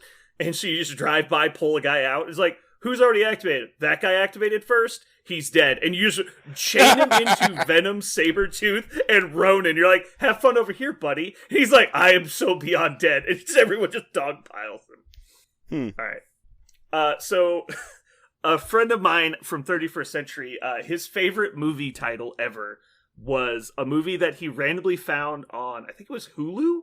And it was like one of those like random throwback 90s movies that is like not at all what you think it is and like no budget. But it's called Midnight Meat Train. It is not the kind of movie you would expect. It is not, in fact, a porno. But Midnight Meat Train. It's about a group of people trying to rob a train at night. It makes no sense. It's a stupid movie. Don't watch it. But the title is amazing. So yeah. So the name of the list should be Midnight Meat Train. Because if you organize your list, this is a great like War Machine tactic. If you organize your list correctly, they'll look across and go like, oh, you're playing X-Men. Because you see Wolverine, you see Beast, you see Storm. You're like, all right, so I'm playing against an X-Men list. And then they just put down this unaffiliated pile of junk. And you're like, what is happening? And they've already picked all their cards and everything. Like, they don't have a chance to respond. And so they didn't know they were going to be fighting, like, 4 beefcakes just running at them, slathered in sauce. Like, let's get some. You're like, what's happening? It seems so interesting. it was a very fun list build. Yeah, I can't wait to see it on the table. It's going to be fun. Even if you lose, it's going to be fun, because you're going to do all the stuff you always want to do, which is kill people. There's going to be power everywhere. Oh, yeah. But not on their side. It's going to be so great. Yeah. Not on the other They side will at have all. Oh, and you also... Yeah. Yeah, so you have Venom, and you can have Ghost Rider potentially reposition people. The amount of, like, synergy is actually really surprising for like, solo characters. But yeah, you have 2 people that attack back, you have 2 people that punish you for attacking, and then you have a lot of debuffing as well, because you can put out Hex, you can put out Judgment, you can put out Bleed. It's really good. Anyway, so that was our silly fun time list build. That's interesting. I've tried to do that kind of exact thing in Avengers, trying to make it all like more efficient, but there's no points for it. Right. So you just give it it just up. doesn't Just work. like, yeah. Yeah. He was like, you but I say, give "Screw up. it." I'm just going to put the 4 guys I wanted to go together. I'll just put them together. Yeah. And what? And you just swap out like Captain America for Venom, and you're like, yeah, that's fine. Right. Yeah. And I think the list works really well in the fact that like I really like the X-Men list that's in there. So like I think up to 16 points, you can build a solid 16-point list right there too. Like it's still all available. But once you hit that 17, 18, 19, 20 points, it gets really scary. I was going to say, if you don't get your Murder Town scenario, you can still just play X-Men at 18. Like, if you don't get a good melee-oriented scenario, like, if you don't, if you get priority and you get Gamma Wave and they drop an 18-pointer, like the Worthy, I think it's game over. Like, if they have to stand in the middle and there's Worthy hammers, like, you've lost. It's like, you're not, like, as soon as someone picks up the Worthy hammer, and then Venom's like, get over here, and you just die and give them an extra hammer. Like, what happens when Ghost Rider gets 3 hammers? You lose the game. I've seen it. Like, he's too mobile. He's got too high a range. He hits too hard. You'll never be able to catch him. He's just going to run all over the table killing people. And so you'll never get the tokens back from him. Oh my god. So yeah, and then also, like, if like, what's his name? Ronan actually gets to do his thing. Oh, and we put All You've Got in there. So you can, All You've Got Ronan to automatically trigger the Kree Justice. Not Kree Justice, whatever the vengeance attack is called, where he gets to... Oh, he can't do that. I was looking at the wording on that. It has to be an enemy thing. Okay. Yeah, so I took that actually out, but I put in Sacrifice, so he'll have to... bodyguard again, yeah. Yeah, you force whoever to take it, and then he gets all the hate. The same deal. Like, there's a lot of good stuff going on. It still works if you have field dressing. There's a lot of characters that can benefit from getting field dressing and then immediately playing All You've Got. Because when you get dazed, generally you have a decent amount of power. So you field dressing them, they immediately activate. You get the 2 actions, probably generate a little bit more power.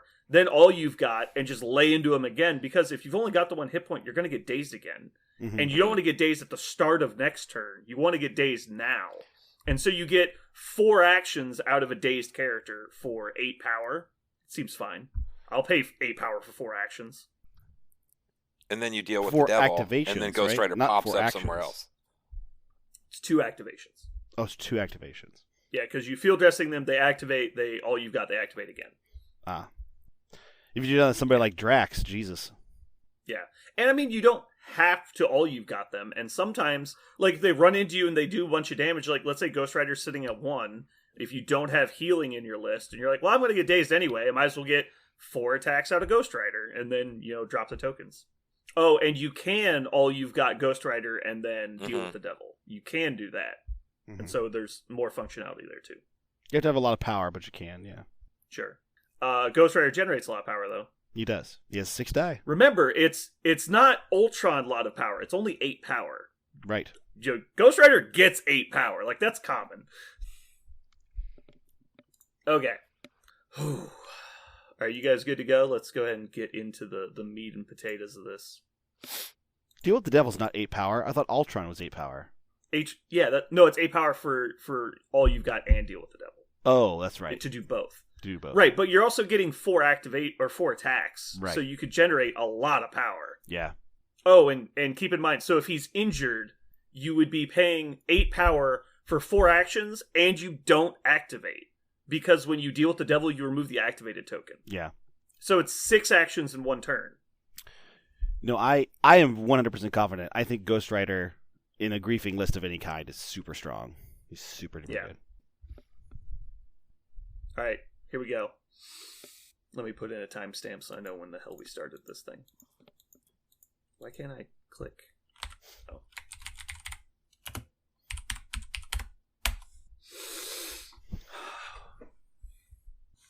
Peace. Got it. Shucks. Got it in 1. I actually didn't pick one until I had already said Brandon, and so I was frantically scrolling, looking for the podcast Gauntlet. topics list. Oh my god. I think that was one of Parker's, by the way. Oh my god. The Gauntlet at Can't be one of AOL. mine are all fantastic. That one was bad. Fantastic. Is that a good podcast name? How about fantastic? I'm like, oh my god. I was Oh, boy. that scene, that part of the podcast is still maybe my favorite part of the podcast that we've done so far. I know that was episode 0, but man, that was Which one? When I made fun of you for being bad at naming podcasts? yeah. Because when I literally just put my foot in my mouth for like 10 minutes straight, and you just sit there and try to take it, and eventually you just can't anymore. It's just like this. You are the worst at this. And I go, I know. It's just I can't get away from it. But I keep trying anyway. Just keep trying to plug that hole. You guys need to send me more podcast names. I'm running out. I only have like 7 left. Okay. Alrighty. Well, we sound pretty energied out. I'm pretty excited to play this list tomorrow, so it's gonna be fun. I've been kind of looking at the different missions, but I wasn't sure where we were gonna land. I didn't think we were gonna end up with these. I knew Extremis and Fisk were gonna be in. I knew Spider People were gonna be in.